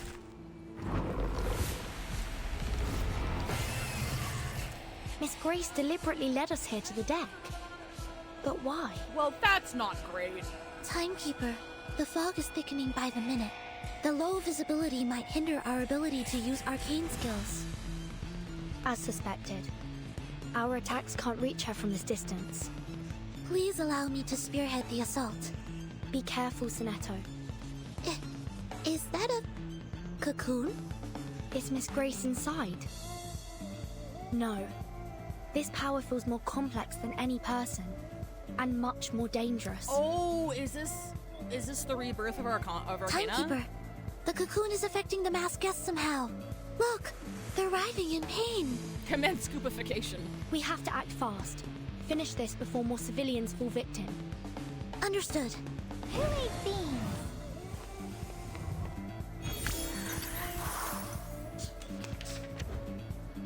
Okay. Homophobes restore Sanctuary Concerto begins when charge. Tap the yellow icon to cast it, dealing Genesis damage to all energy, granting a shield to all allies. If a shield already exists, the shield value will be increased. Okay, what do you do? Okay, what do you do? Oh god. Entering battle, each ally present on the field or in the backfield gains damage reductions. Okay, so we need to kill its adds. Entering phase 2, unit is not metaphors, randomly summons 2 mana, particular ally dies, channeling duration. The metaphors by 1 round. Phase 3 dispels all control effects from self. Enters silent shedding. Silent shedding status. Unit is immune to control, so no control. Cannot gain Moxie after there's a cast transformation amidst darkness on all enemies, and then dies. Mass attack, max HP times 90% Genesis damage. Every 20% max HP this unit has remaining, deals an additional target's max HP times 15% Genesis damage. So you need to kill its adds and get it to as low HP as possible before it self-destructs. It's got a resistance to all controls, so you can't like freeze it, can't daze it. After entering phase 3, 7 stacks of flaking powder for self. After this uses all stacks of flaking powder, get additional damage reduction. Damage reduction plus 10. Any single instance of damage taken will not exceed own max HP plus 10% HP. Stacks up to 10 times minus 1 stack after being attacked. So in order to get rid of flaking powder, you need a lot of like follow-up attacks. You need to be attacking consistently to make sure that its stacks are kept pretty low in order to do more damage. Phase 3 start of each check round sacrifices 50% of the current HP. All allies grants 3 stacks of flaking powder to self. Randomly. Okay, so we need to kill its adds. We need to make sure we're hitting it as much as possible, and we need to get its HP as low as possible before it explodes in phase 2. 3. In phase 3. Okay, so we don't need to worry about that. So, kill the adds. Make sure you're attacking it as much as we can. That's it. That's all you gotta do. This is the easiest level, so I'm sure like we'll be fine. But at least I think I'm understanding it correctly. So we're gonna do a lot of AoE here. It could be fine. I'm really bad at remembering the fucking icons. I'm so bad at it. This is the mass. No, it's not. Wait a minute. That's not a mass attack? This isn't a mass attack? Oh no, this is the mass attack. A good point. That's a mass attack. And this is the mass attack. Yeah, okay. What I'm good at. I'm gonna... actually gonna do. Which one hurts? A new hypothesis. Just another shift. A little Sounds like a good fight for her and Jane. Jade. Wait, wrong Jane. Taking another look.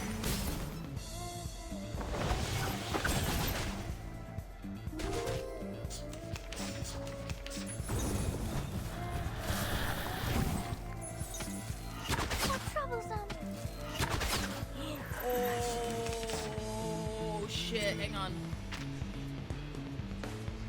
Remember the status effect? this was native to the fauna on the island, remember? So like the buffs it's giving to the ads are directly related to I'm not sure if it's the spirit shells or just the original land. That's a nice touch and also really fucking sad. Oh wait, no, that's not gonna do anything. A good point. A new hypothesis. What I'm good at. Confirm the coordinates. The benefits of field mapping. These sheets are my wings! Oh wait, I can click this? Can I click this? Oh no, it builds up. I see. I get it. Don't touch the device! Okay, so what we're gonna do is we're gonna do... Alright. This is single, right? That's a single. A good point. Actually, hang on. We'll do this. We'll do this. Yes, I got this. I can do it. A new hypothesis. It could be found. Is that a firefly or a Higher tooth than a fairy? bell tower, and deep in the clouds.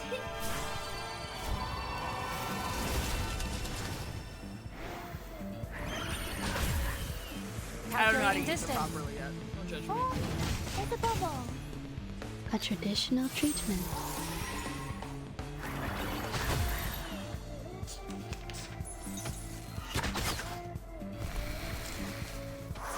Don't touch the device!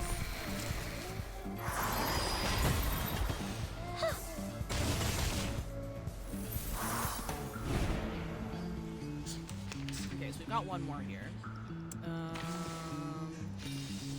Let's do one of those. A good point. A new hypothesis. Actually, An academic question. pop that first so she gets the... A new hypothesis. A good point. Limited scale, infinite lines. You can click at each dot as you use. Oh, thank you, Plaxius. Taking another look. I didn't read the instructions properly. Confirm the coordinates. Time to check my calculation.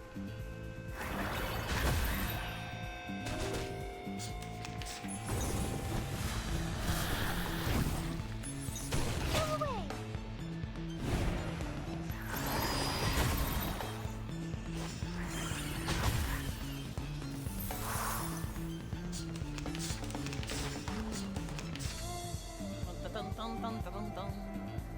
We're gonna do a little... The final demonstration. We're gonna do... If we blow on you real quick, that should be good, right? That should be good, that should work.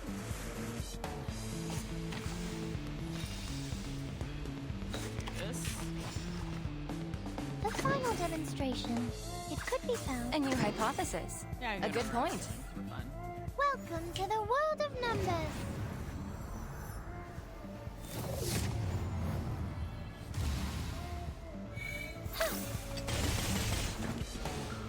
Why, Miss Grace?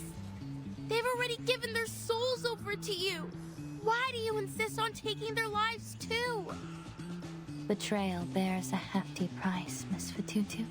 I made the same mistake on my first try and got rocked for misunderstanding. Thank you for allowing me to learn. The lies of the Foundation have twisted your minds. You're confused, disoriented. I'm sorry I couldn't save you from them. No! You're the one who lied to us! I've done nothing of the sort. I will guide you to a brighter future. To a home untouched by the tsunami. Just as I promised. My friend. I don't believe you. Not anymore! What a pity. Are you irrational numbers? Calculating distance. Behold.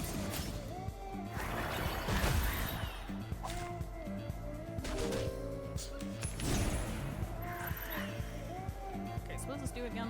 Deals Genesis shield, shield, new shield there. Okay, yeah, alright. So can I... There we go. We'll do a little fucking we'll do a little. Actually, yeah, we'll do An this. academic question. We'll do actually. Wait. Which one hurts? This one or this one? An academic question. A new hypothesis.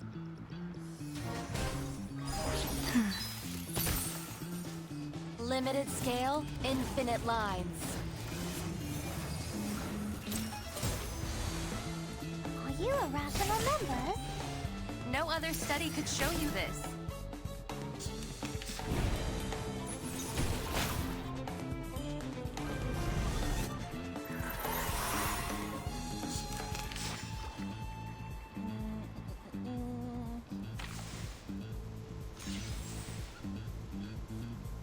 Oh yeah, we need to get Flutter page back up.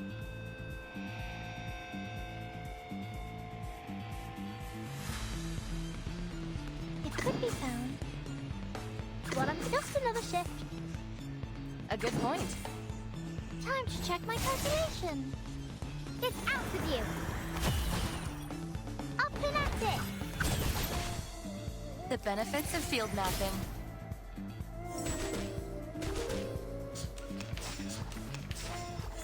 Ooh, we got a 3-star. I don't get it. What are you doing?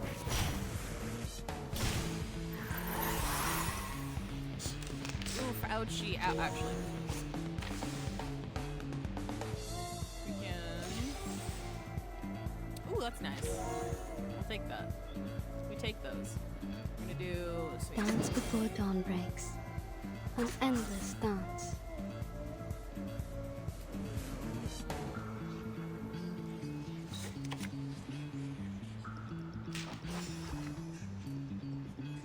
What I'm good at. A new hypothesis.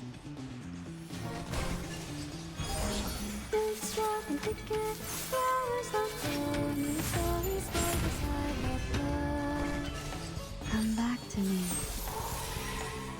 These sheets are my wings. Confirm the coordinates.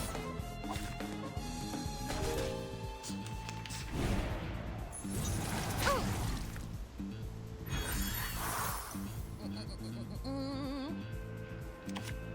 Education map status gives you Yes. Alright,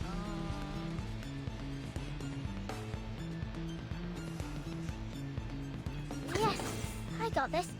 I should can be do it. I should be using this like when Windsong has like more incantations in her pocket, shouldn't I? I think so. Given that it could be found.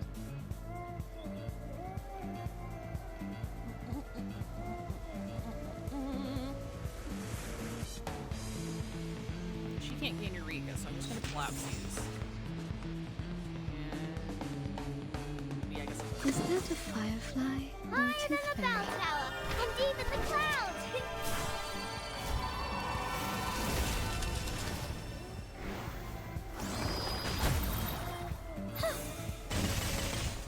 Uh-huh. Form is above all. A little surprise.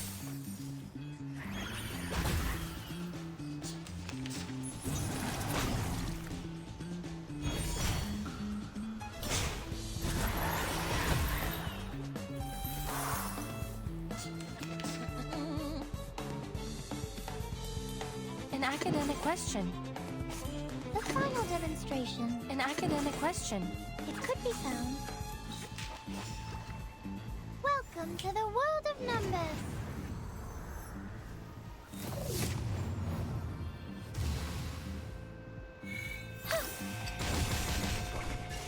Limited scale, infinite lines. Shit, I just targeted the... I mean, I guess it doesn't really matter. Behold. Okay, that's how that works. Yeah, I get it. I was using the fucking ult wrong the whole time.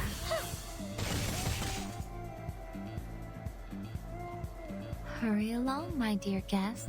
Say Beat your your ass with farewells math. to our beloved free breeze while you still have the chance. The cocoon! It's breaking open! Uh-oh. Stay calm, Sonetto. This is our chance. Okay. I hate to do this. But it is ad break time.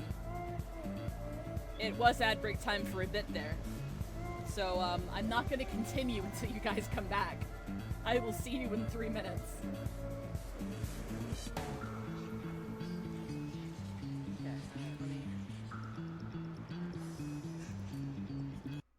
Alright. Do we do another Wikipedia break, friends? I think we do. I have fun with these.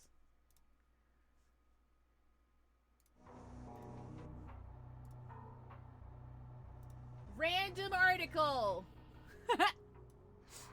Okay, look, at least it's not in Australian this time. That's not right. There we go. Zips Drive-In! Zips Drive-In, yeah, it's a cliffhanger. I left everybody at a cliffhanger. Zips Drive-In, more commonly referred to as Zips, is a restaurant chain located in the inland northwest region of the United States. Formerly a drive-in restaurant, expanding throughout the region in the 1960s and 1970s, restaurant chain is one of a few drive-ins that continue to expand through the early adoption of drive-through lanes and transitioning. Oh shit, this is copyrighted. Okay, that's fine. Already adopted drive-through lanes and transitioning to a more fast food business model. Spokane Valley. Has anybody been to Zips? Welcome back, Valheim. Has anybody been through Zips? Gonzaga? Oh, I know about Gonzaga. They have we've got like a basketball team.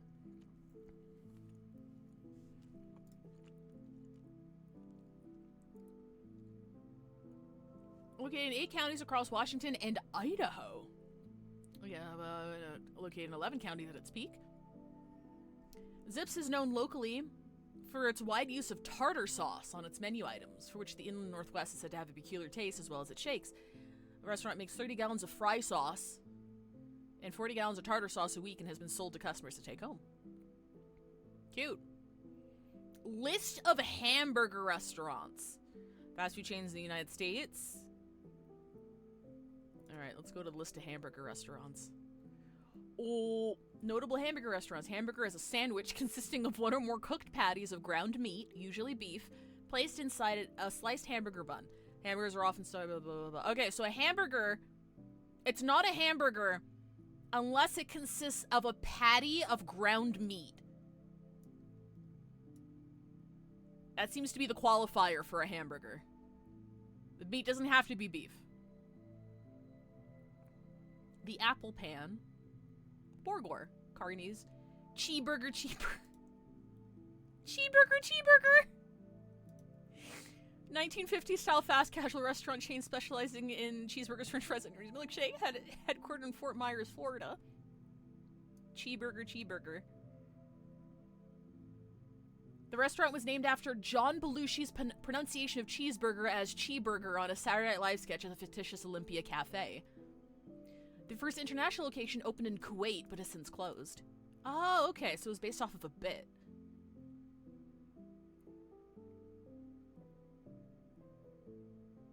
When Cheeseburger opened a restaurant in Glenview, Illinois, they were sued by Billy Goat Tavern, which had served as the inspiration for the original Olympia Cafe Saturday Night Live parody. An out-of-court settlement was reached wherein the restaurant changed the name of the Glenview location to simply Cheeseburger and agreed not to open another restaurant within 125 miles of downtown Chicago. Imagine getting a restraining order on a Cheeseburger restaurant. Welcome back, everybody.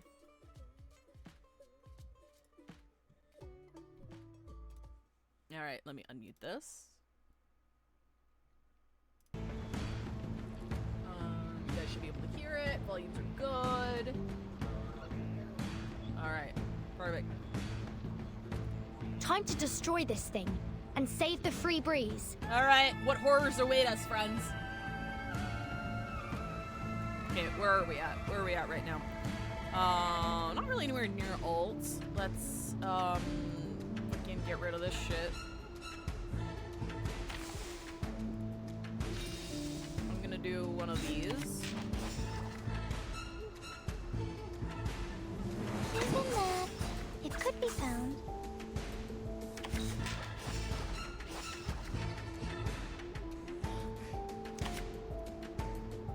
A new hypothesis. Are you irrational members? Intersect and divide. Behold.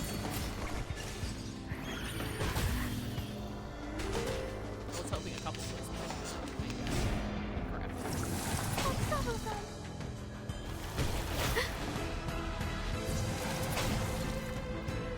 Fucking ow, dude. Fucking bruh. I'm just kidding. We'll do...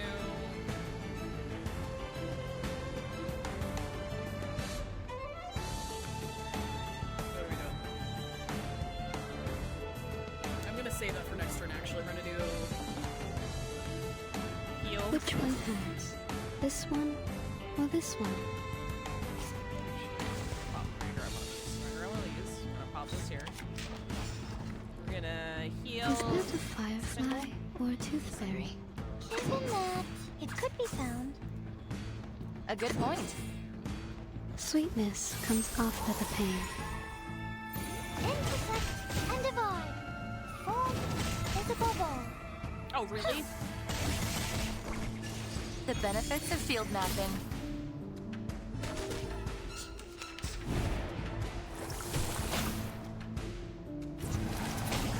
Ow. Ow. I'm gonna shuffle those babies up. I'm gonna do...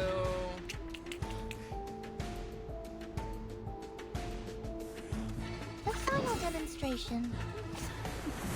The final demonstration. This. An academic question. Oh, Flutter Page is out of stage. Shit.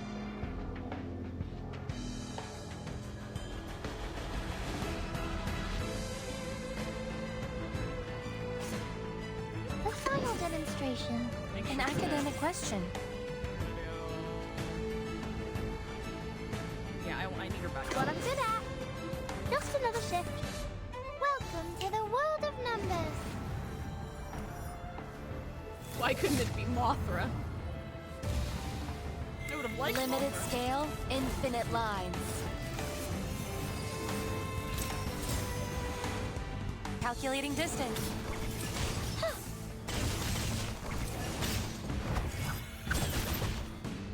It's out with you.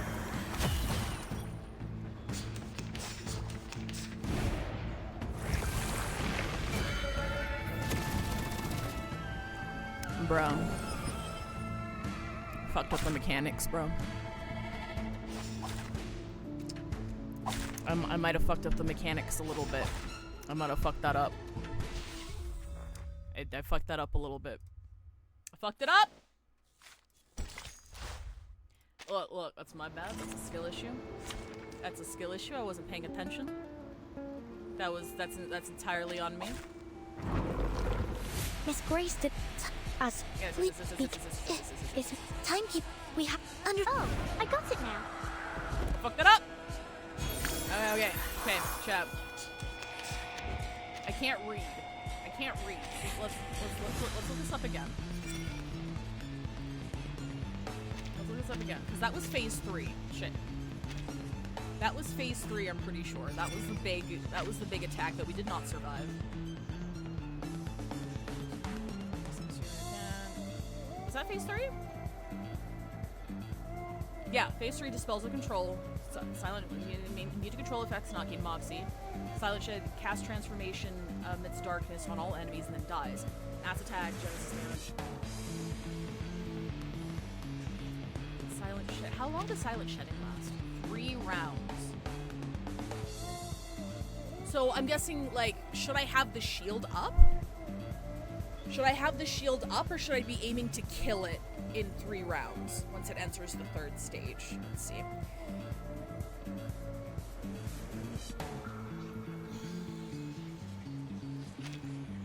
Okay. Alright. Plus reaches levels for higher. Casting 3, yeah, I need to stack these more. So I don't think we need them right away. We're gonna try stacking these going into phase 3. So we wanna try. Yeah, I'm gonna try stacking the shit out of these. What I'm good at. It could be found. Because like, there's a level of this. That's not what I wanted. Thank you.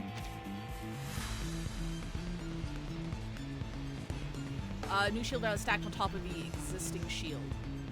The target already has its new shield. So the plan here is to stack the charges of Sanctuary Concerto, and we're gonna like spend a turn to use all of them at once to stack the shield to high hell before it goes boom. We're gonna see if that's gonna be enough. Isn't that? Just another shift. What I'm good at. A good point.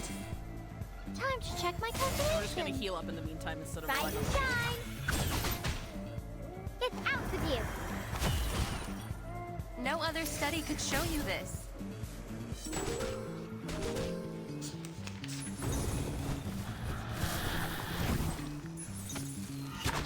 Liam.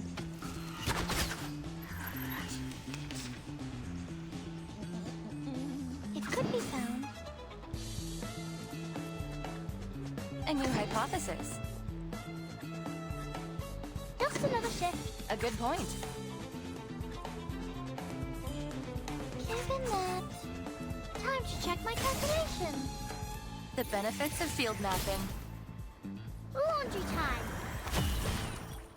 Calculating distance. Form is a bubble. Oh wait, that's a single target one.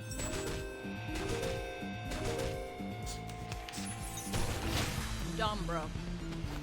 Don't touch the Not device. Oh, super. We're just missing a bunch of things. We're good. Yes, We're fine. We're I got fine. this. Is that a firefly? We're doing great. A new That hypothesis. single. This is A good AoE. point. A new hypothesis. Higher than a bell tower, and even the clouds.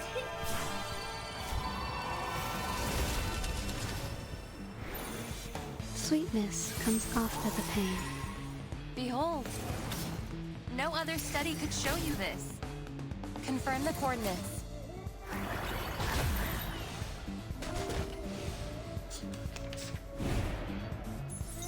Don't touch the device.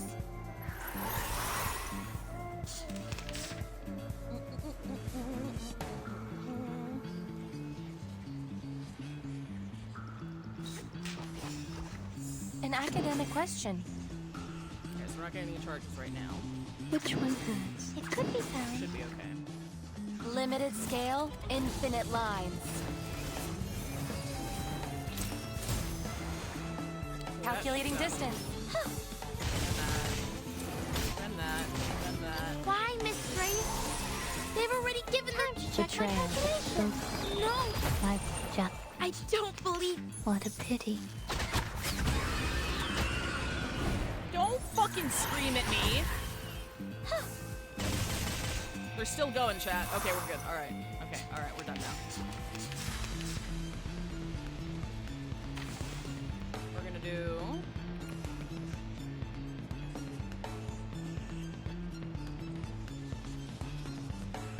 I don't think we need healing yet.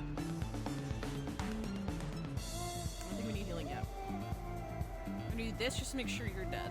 Dance before dawn breaks. And then we're gonna do fucking Isn't that?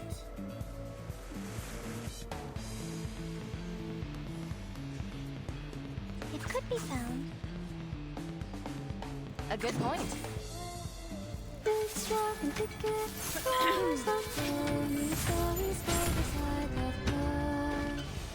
Are you irrational numbers?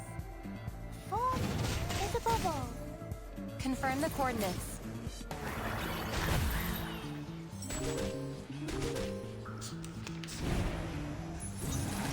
Fast. Okay, yeah, you're good. You're fine. You're fine. You're doing great. And then... Okay, yeah. So we'll do...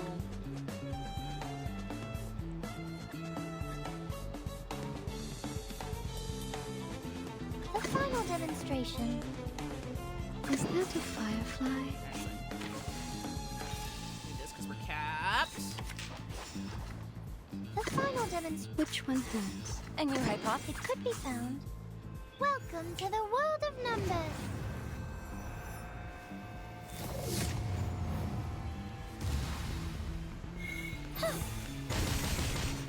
Come back to me. Taking another look? Are you irrational numbers? Okay, don't die.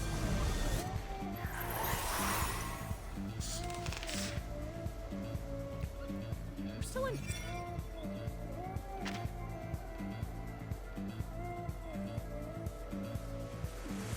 How's that matter? 50% current HP. Okay, so you want to make sure that you're above 50%. Okay, this is only phase 2. This is phase 2, I think. Yeah, this is only phase 2. How long does this last? Channels. Okay, so it's next round. Okay, so what I'm gonna do is I'm gonna pop one of these.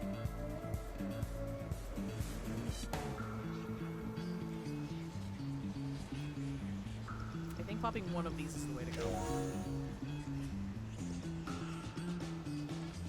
Do this.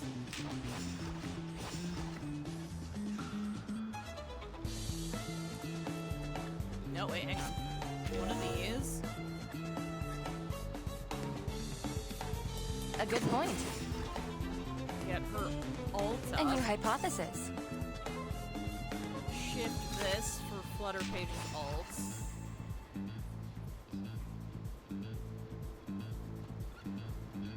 Wait, hang on. Pop one of these. Pop a good this point. one. I'm gonna do this one here. A new hypothesis.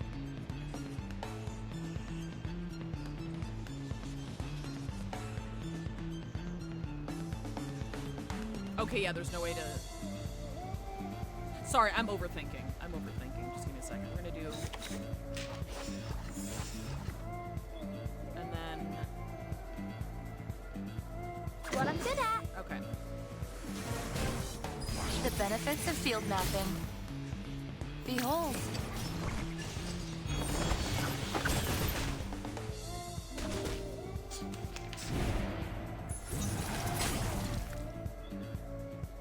Leon. Wait, did it not do the thing? Oh, I thought it was attacking on that round. Oh, did it do it on that round? I lost track. I know what I'm doing. No, I don't. We're gonna save Flutter Page's ult here, actually. We're gonna save her ult. We're gonna use wind songs, though. We're gonna shuffle. Yeah, that's better. So we'll use wind songs. An academic question. And then we want 3 attacks, right? Because it's 3. Same type with 1 round, so we're gonna do 1, Isn't that? 2, It could be found. Just another shift. Limited scale, infinite lines. Just look at the stack of it, guys. Calculating distance. Time to check my calculation. Why do I always trigger these when it doesn't matter anymore? Look at this. There's a bubble. Look at, oh, no, we're still going. All right, we're fine. Hurry along. The stake top. Oh, okay. This is the third one.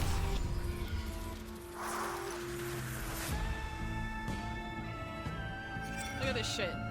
Look at this ugly bastard. I do love the music shift. That's exactly why I wanted to make sure we heard it. So I'm hoping this music isn't copyrighted. All right. So now it's in the silent shedding status. Channels for 3 rounds. Cast transformation against. Okay, so this is round 1, right? Because right now it's in shedding. Okay, yes. So it just cast it because it just transformed. So now for 3 rounds. And then right before it does it, if we don't kill it first, We'll stack the shit out of these. What do we want to do first? We want to get Windsong's ult up. We're gonna get Windsong's ult up.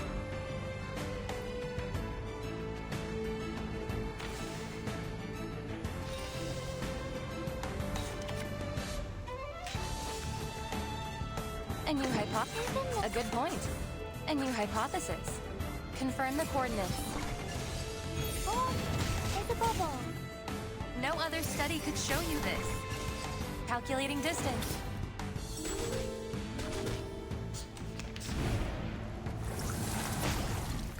Okay, that's fine.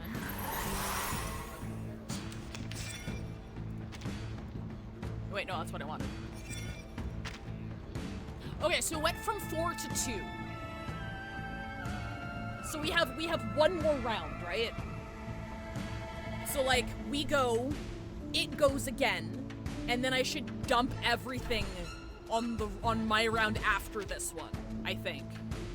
So we're gonna hold on to Flutterpage's ult here. We're gonna make sure to get. I'm gonna reroll here actually because I want 37s up too.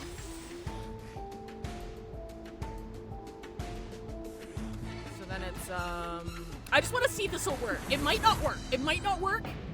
There's a chance it might not work. But it would be very funny if it worked, so I want to see.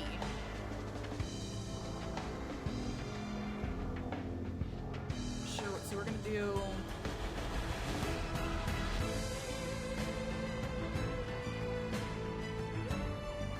It could be found. 2. Make sure your ult's up. We're gonna save that for the next round. We're gonna do 1. A good point. 2. A new hypothesis. Oh, there's a bubble. Time to check my calculation. Behold. Confirm the coordinates.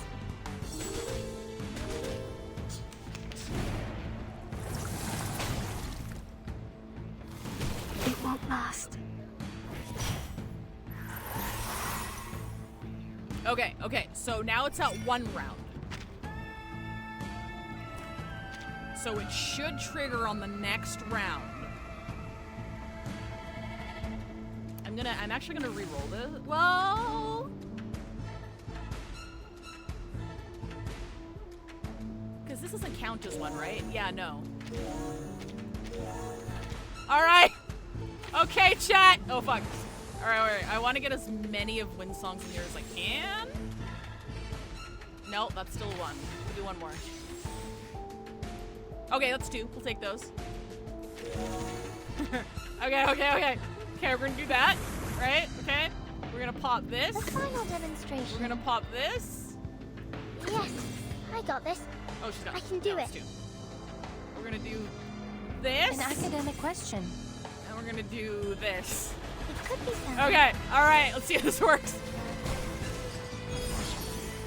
Oh, that does a lot of damage, actually. Welcome to the world of numbers.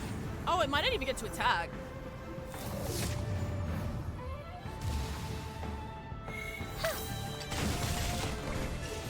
Higher than the bell tower, and deep in the clouds.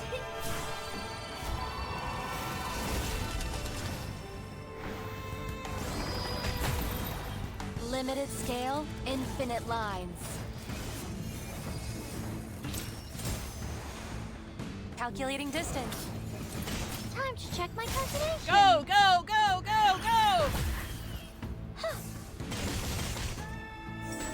Okay. Alright.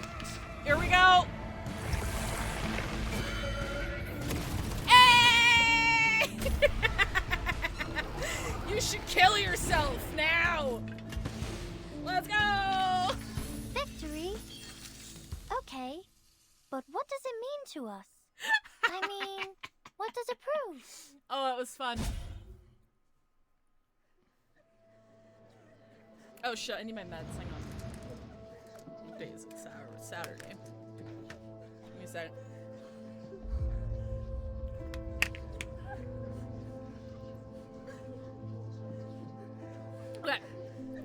arcane fluctuations gently dissipate around Grace. Captain Grace! What is it now, Miss Barcarola? I'm sure you've already guessed this, but you've been relieved of your duties here. Yeah, the boss just became a regular dude. Well, no, I think it dissipated and then spawned in one of the minions, and then they all died. I don't think the one in the cocoon was just a regular guy. At least I don't think so. Gaining the support of the Nukatai was never your purpose. Am I right? Miss Grace, give me back my friends! Grace ignores Fatutu's shouts and slightly furrows her brow.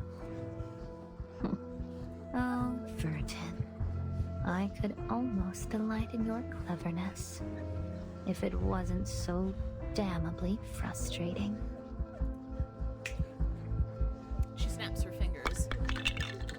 It's always interesting how much harder bosses are in balanced mode.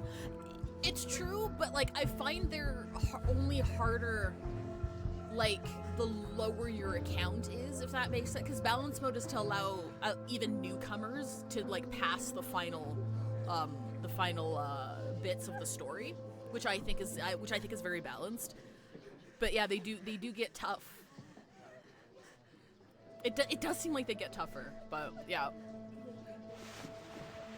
A worn, oddly shaped spirit shell rolls to Grace's feet. She picks it up as if greeting a long-lost friend. A pity, but there's no turning back now. The room falls silent once more. There is no sound but the howling of the wind outside. Ah! Ah! Burst of static echoes from the lobby speakers. Hello? Hello? Can't anyone hear me? This is Ulrich from the Plaza Storm Research Group. Oh dear. The radio broadcast jolts the already frazzled guests. Whoa. Tinnitus-stricken guest! Yes, we all have tinnitus now. The tinnitus-stricken guest looks up, the broadcast still hissing incomprehensibly. Everyone! We've found a material that our storm problem is... The room falls briefly silent. Then it breaks into thunderous cheers and applause. What?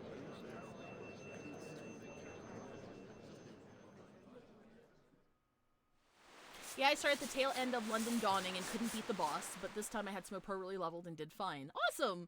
London Dawning was really recent. How are you enjoying the game so far? Alright, we're just gonna... Just so I don't have to fucking mute the VOD. Ulrich, your mic! Your mic, Ulrich!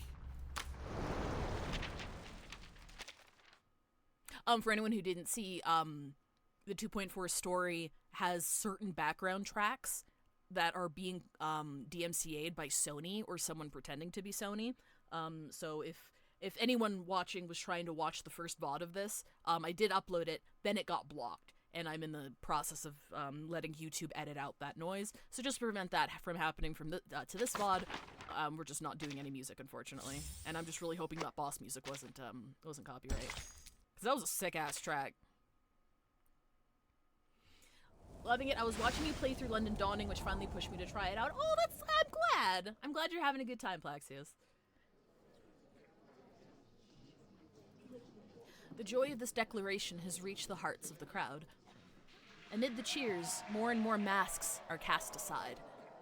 You never cease to amaze me, do you? Manus Vindictae have failed. It would appear that way to you, wouldn't it, Miss Vertin? How shall I congratulate you? A Manus messenger emerges behind Grace. Ma'am, we've arrived at the target location. This guy's new. I don't think I've seen this design before. We've gathered all the remaining shells and are ready to activate the teleportation ritual. Teleportation ritual. At any time. Well, well, time does fly, as they say. Ritual. Be seeing you, and sooner than you think.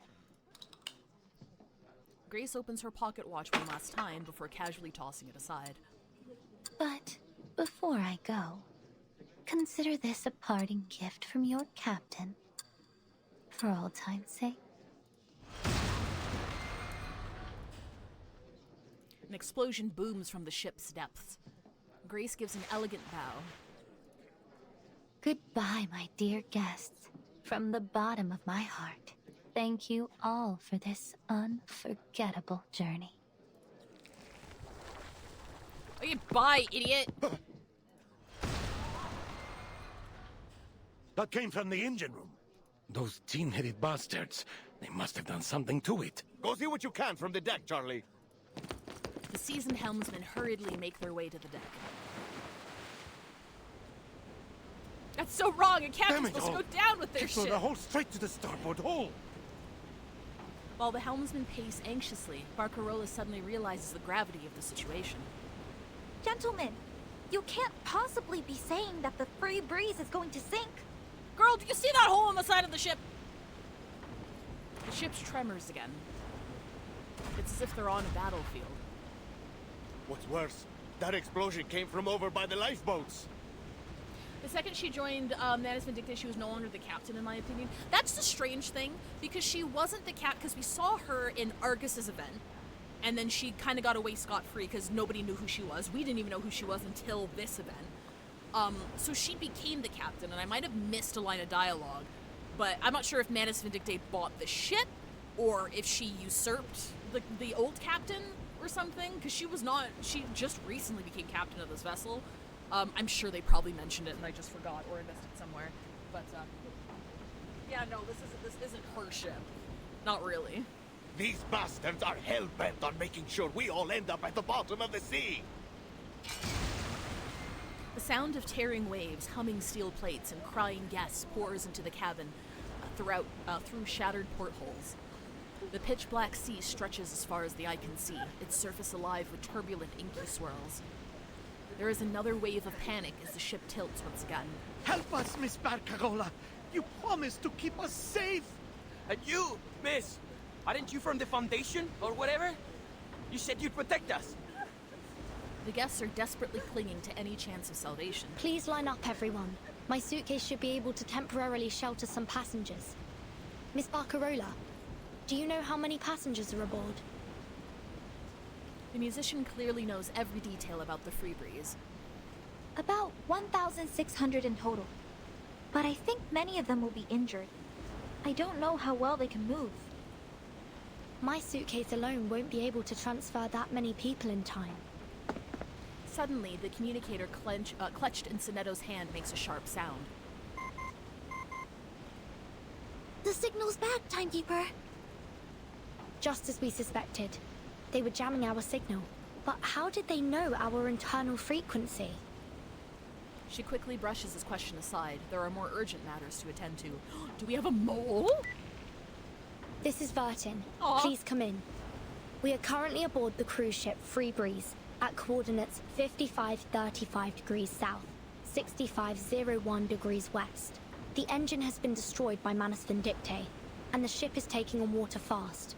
There are more than 1,600 passengers aboard, but we won't be able to evacuate every passenger through my suitcase alone before the ship goes under. We are in need of immediate rescue. Understood. We will dispatch rescue resources and personnel from the nearest branch as soon as possible. Before their arrival, please do everything possible to minimize casualties. Miss Barcarola, could you point me towards the radio room? I believe our friends may be in need of help. Of course. Sonetto jogs away in the pointed direction. The creaking of the ship's planks grows louder, and its railings and rigging groan painfully. Their sound carries on the freezing wind and whips at the ears of the crowd. Shivering from the cold, Barcarola remembers something. Wait! Miss Grace wasn't the captain for long. It's possible she didn't know about the ship's backup lifeboats. They might still be intact. Good thinking, Miss Barcarola. You're a natural-born captain. Everyone, follow me! Do you think Sonetto Naruto runs? No, she pirouettes. She does this, yeah. Is a pirouette that ballet jump? Like when you think of a ballet jump? Is that what a pirouette is?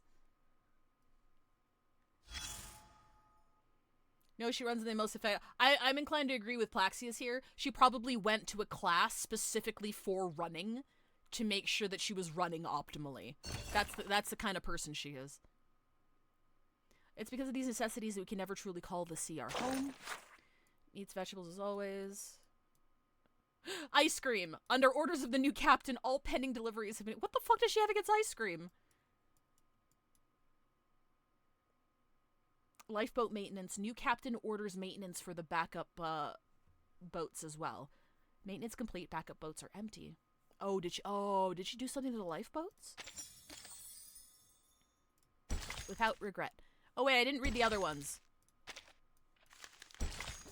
Okay, I didn't read Final Farewells was, what is the price one must pay for freedom, my dear?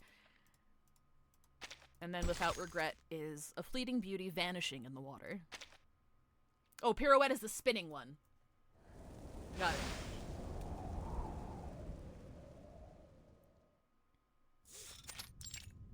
Unknown location. The room is cloaked in oppressive shadow, as if harboring a menacing spirit. A gentleman emerges from the darkness. You did well, Apostle. This bastard! He examines the spirit shells, the lifelong emotions of the Nukutai lightly clinking in his hands. These are splendid. They will ensure the overflow of ritual energy will be properly contained. To be frank, I had my doubts about your capabilities. You're still wet behind the ears, and you haven't yet got enough blood on those hands of yours. The apostle bows, her pale hand is clinging to the doorframe. I am willing to do anything for their return. Forget-me-not offers her an encouraging smile. Still, you surpassed my expectations. Her hand is trembling. You look tired. Life at sea must have taken its toll on you. Relax now. You're home. As you wish. She takes a deep breath and hides her trembling fingers behind her back. You will play an important role in our upcoming plans. Rest well, Apostle. I will. Grace's hand freezes as she goes to close the door. Her hesitation is evident. Thank you, Mr. Forget-Me-Not.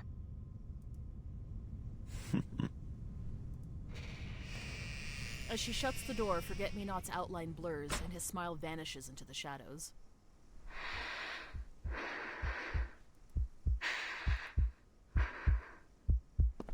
Steadying herself, Grace slowly moves towards the faint glimmer of light.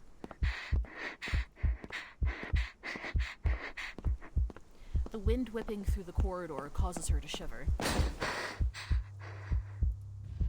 She presses her back against the door and slides to the ground. Trembling, she crawls into the nearest coffin. A display case meant for the next specimen. Hello? A coffin?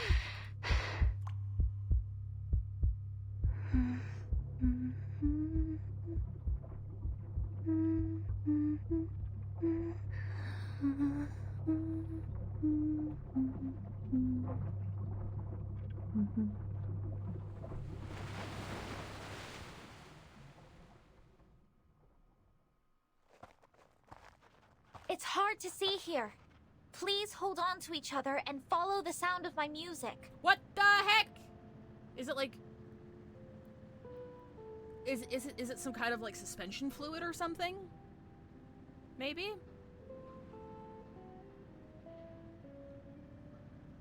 Forget-Me-Not certainly has her life and some other in his hands. Oh, for sure. Like, at the start, he's basically second in command to Arcana before she died. So he's probably like a stand-in leader of all of Manus Vindictae at the moment. So he's scary as fuck. Thank you so much, Miss Barcarola. If it weren't for you, we never would have survived. She's going in the cryo chamber like Master Chief. That's what it seems like. You're so courageous. But what if there aren't enough lifeboats for everyone? Will we have to leave anyone behind? It's nice to see agency in your villains. Yeah, for sure. Like, it's nice to see that they're not just all... What's the word I'm looking for? Analogous? Amalgam... They're not all the same. So it's nice to see that she's fucking terrible. Not that it makes her any more sympathetic, because she was responsible for the deaths of many, many, many people. But even so, that doesn't mean that you can't be scared for your own life. So, yeah, no, that was cool. That was a neat little scene. I like that. The guests' shivering questions are scattered by the sea breeze. They shudder and stumble as they follow the music. Hi, Dragosonic! The sky is dark, but the churning clouds are no longer noisy. The cries of gulls and the crashing of waves merge with the weeping of the crowd. They make their way through corridors and staircases for what seems like eternity, their faces steeped in shadow.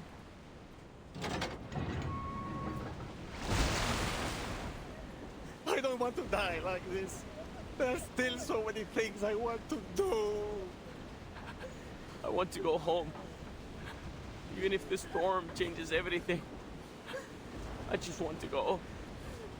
We have talked about it. And the Nukatai are willing to give up their spots if there aren't enough boats for everyone. We want to make amends for what happened earlier. But Tutu, this wasn't your people's fault. The Free Breeze will not abandon any of its passengers. She raises her crackling box high, her face flushing red. You have my word as the official musical director. And I suppose, the acting captain. Barcarola, what have you done to your crackling box? Sinfonia Chiosa, dividetevi con grazia. Oh, Inspector Roland, not so some fun, huh? I remember you telling us how hard you worked to find it. I haven't seen one of those since my time in Galicia.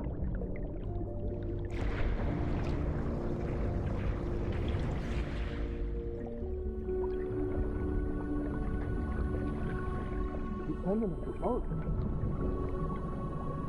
In Barcarola, you're not just a great musician. Aww. You say that.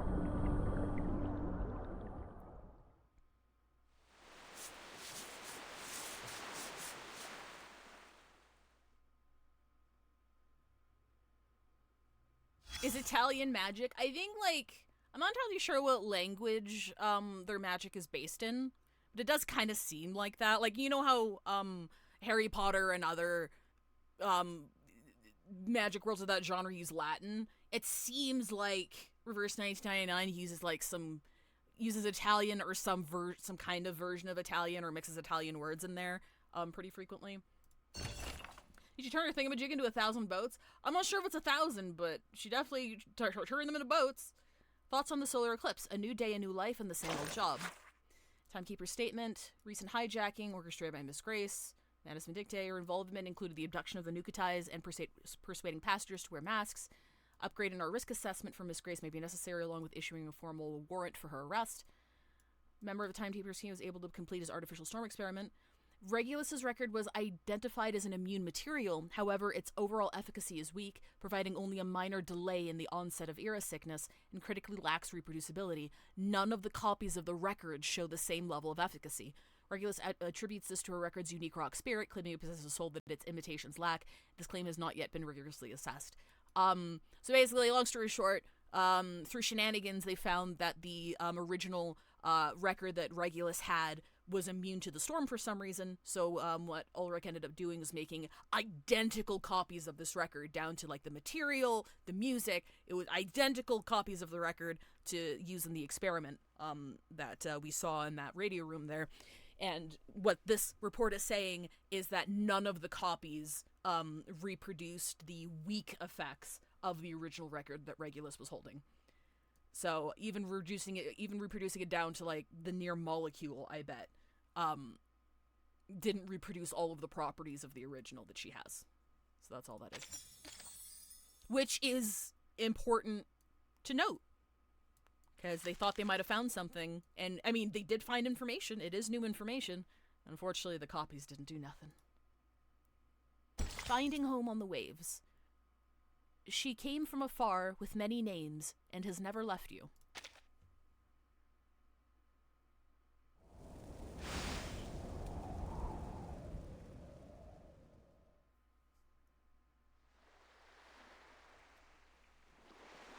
Seawater soaks the tips of her hair. The hem of her tweed skirt ripples among the waves.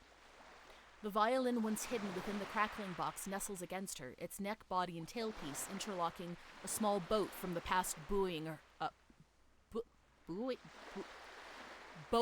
but she's floating on it! Barcarola realizes a terrifying truth, one she has long ignored. It's just like what Papa and Mama said.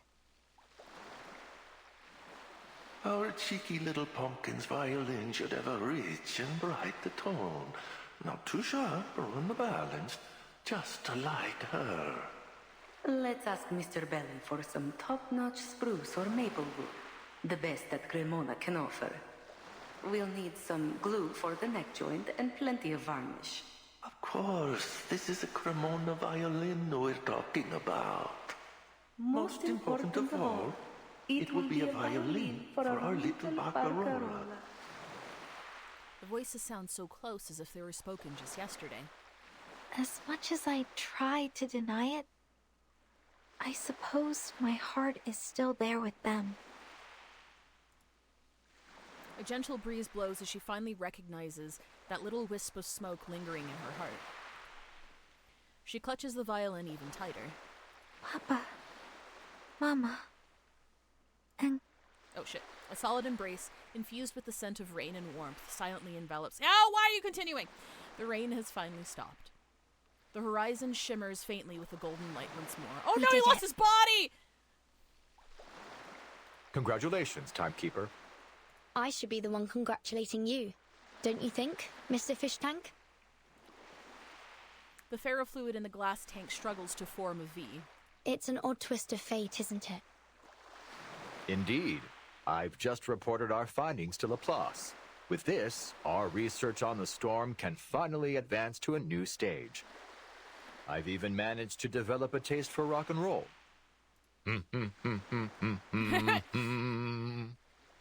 Speaking of the storm...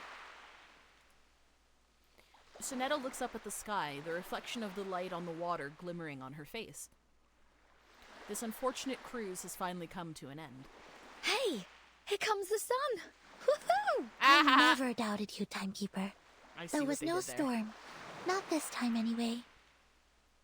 Thank you for your continued trust, Sonetto. The sound of the waves seems to fade away as it's replaced by a new melody. Smashing! This is sure to be the most fabulous boat party ever held! I wouldn't miss it for the world! Familiar and foreign songs from countless lands intertwine as voices carry gently over the sea. Regulus paddles fiercely toward the music.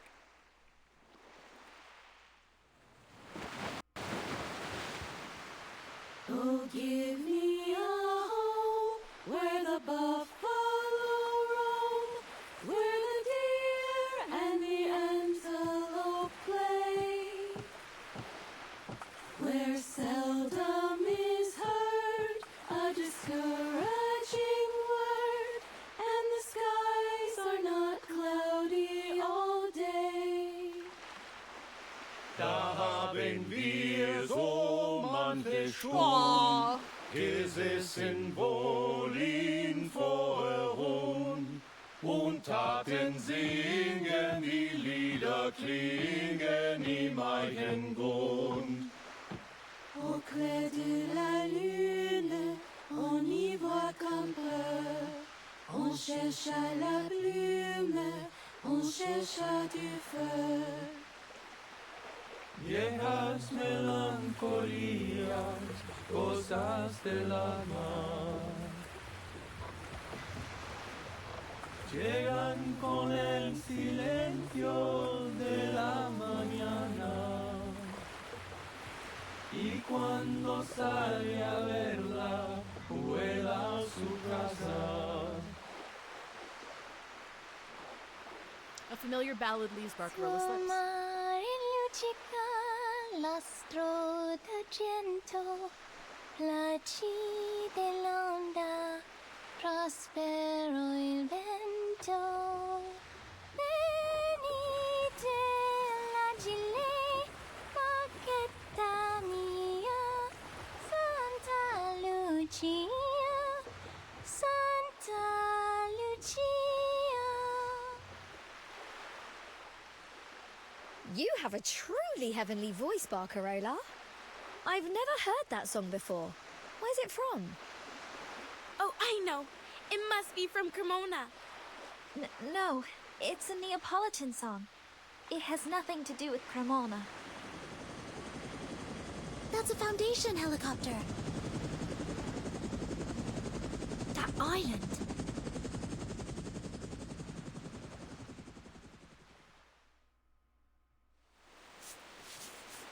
Yay!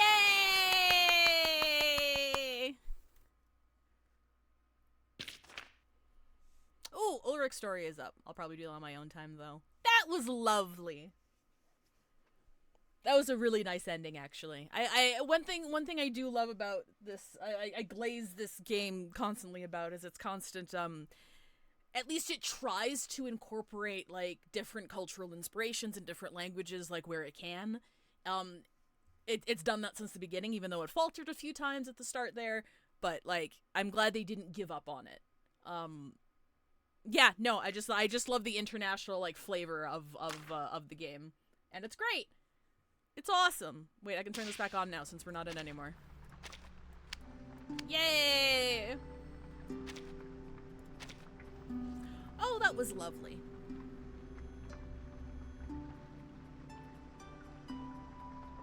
Oh, that was wonderful.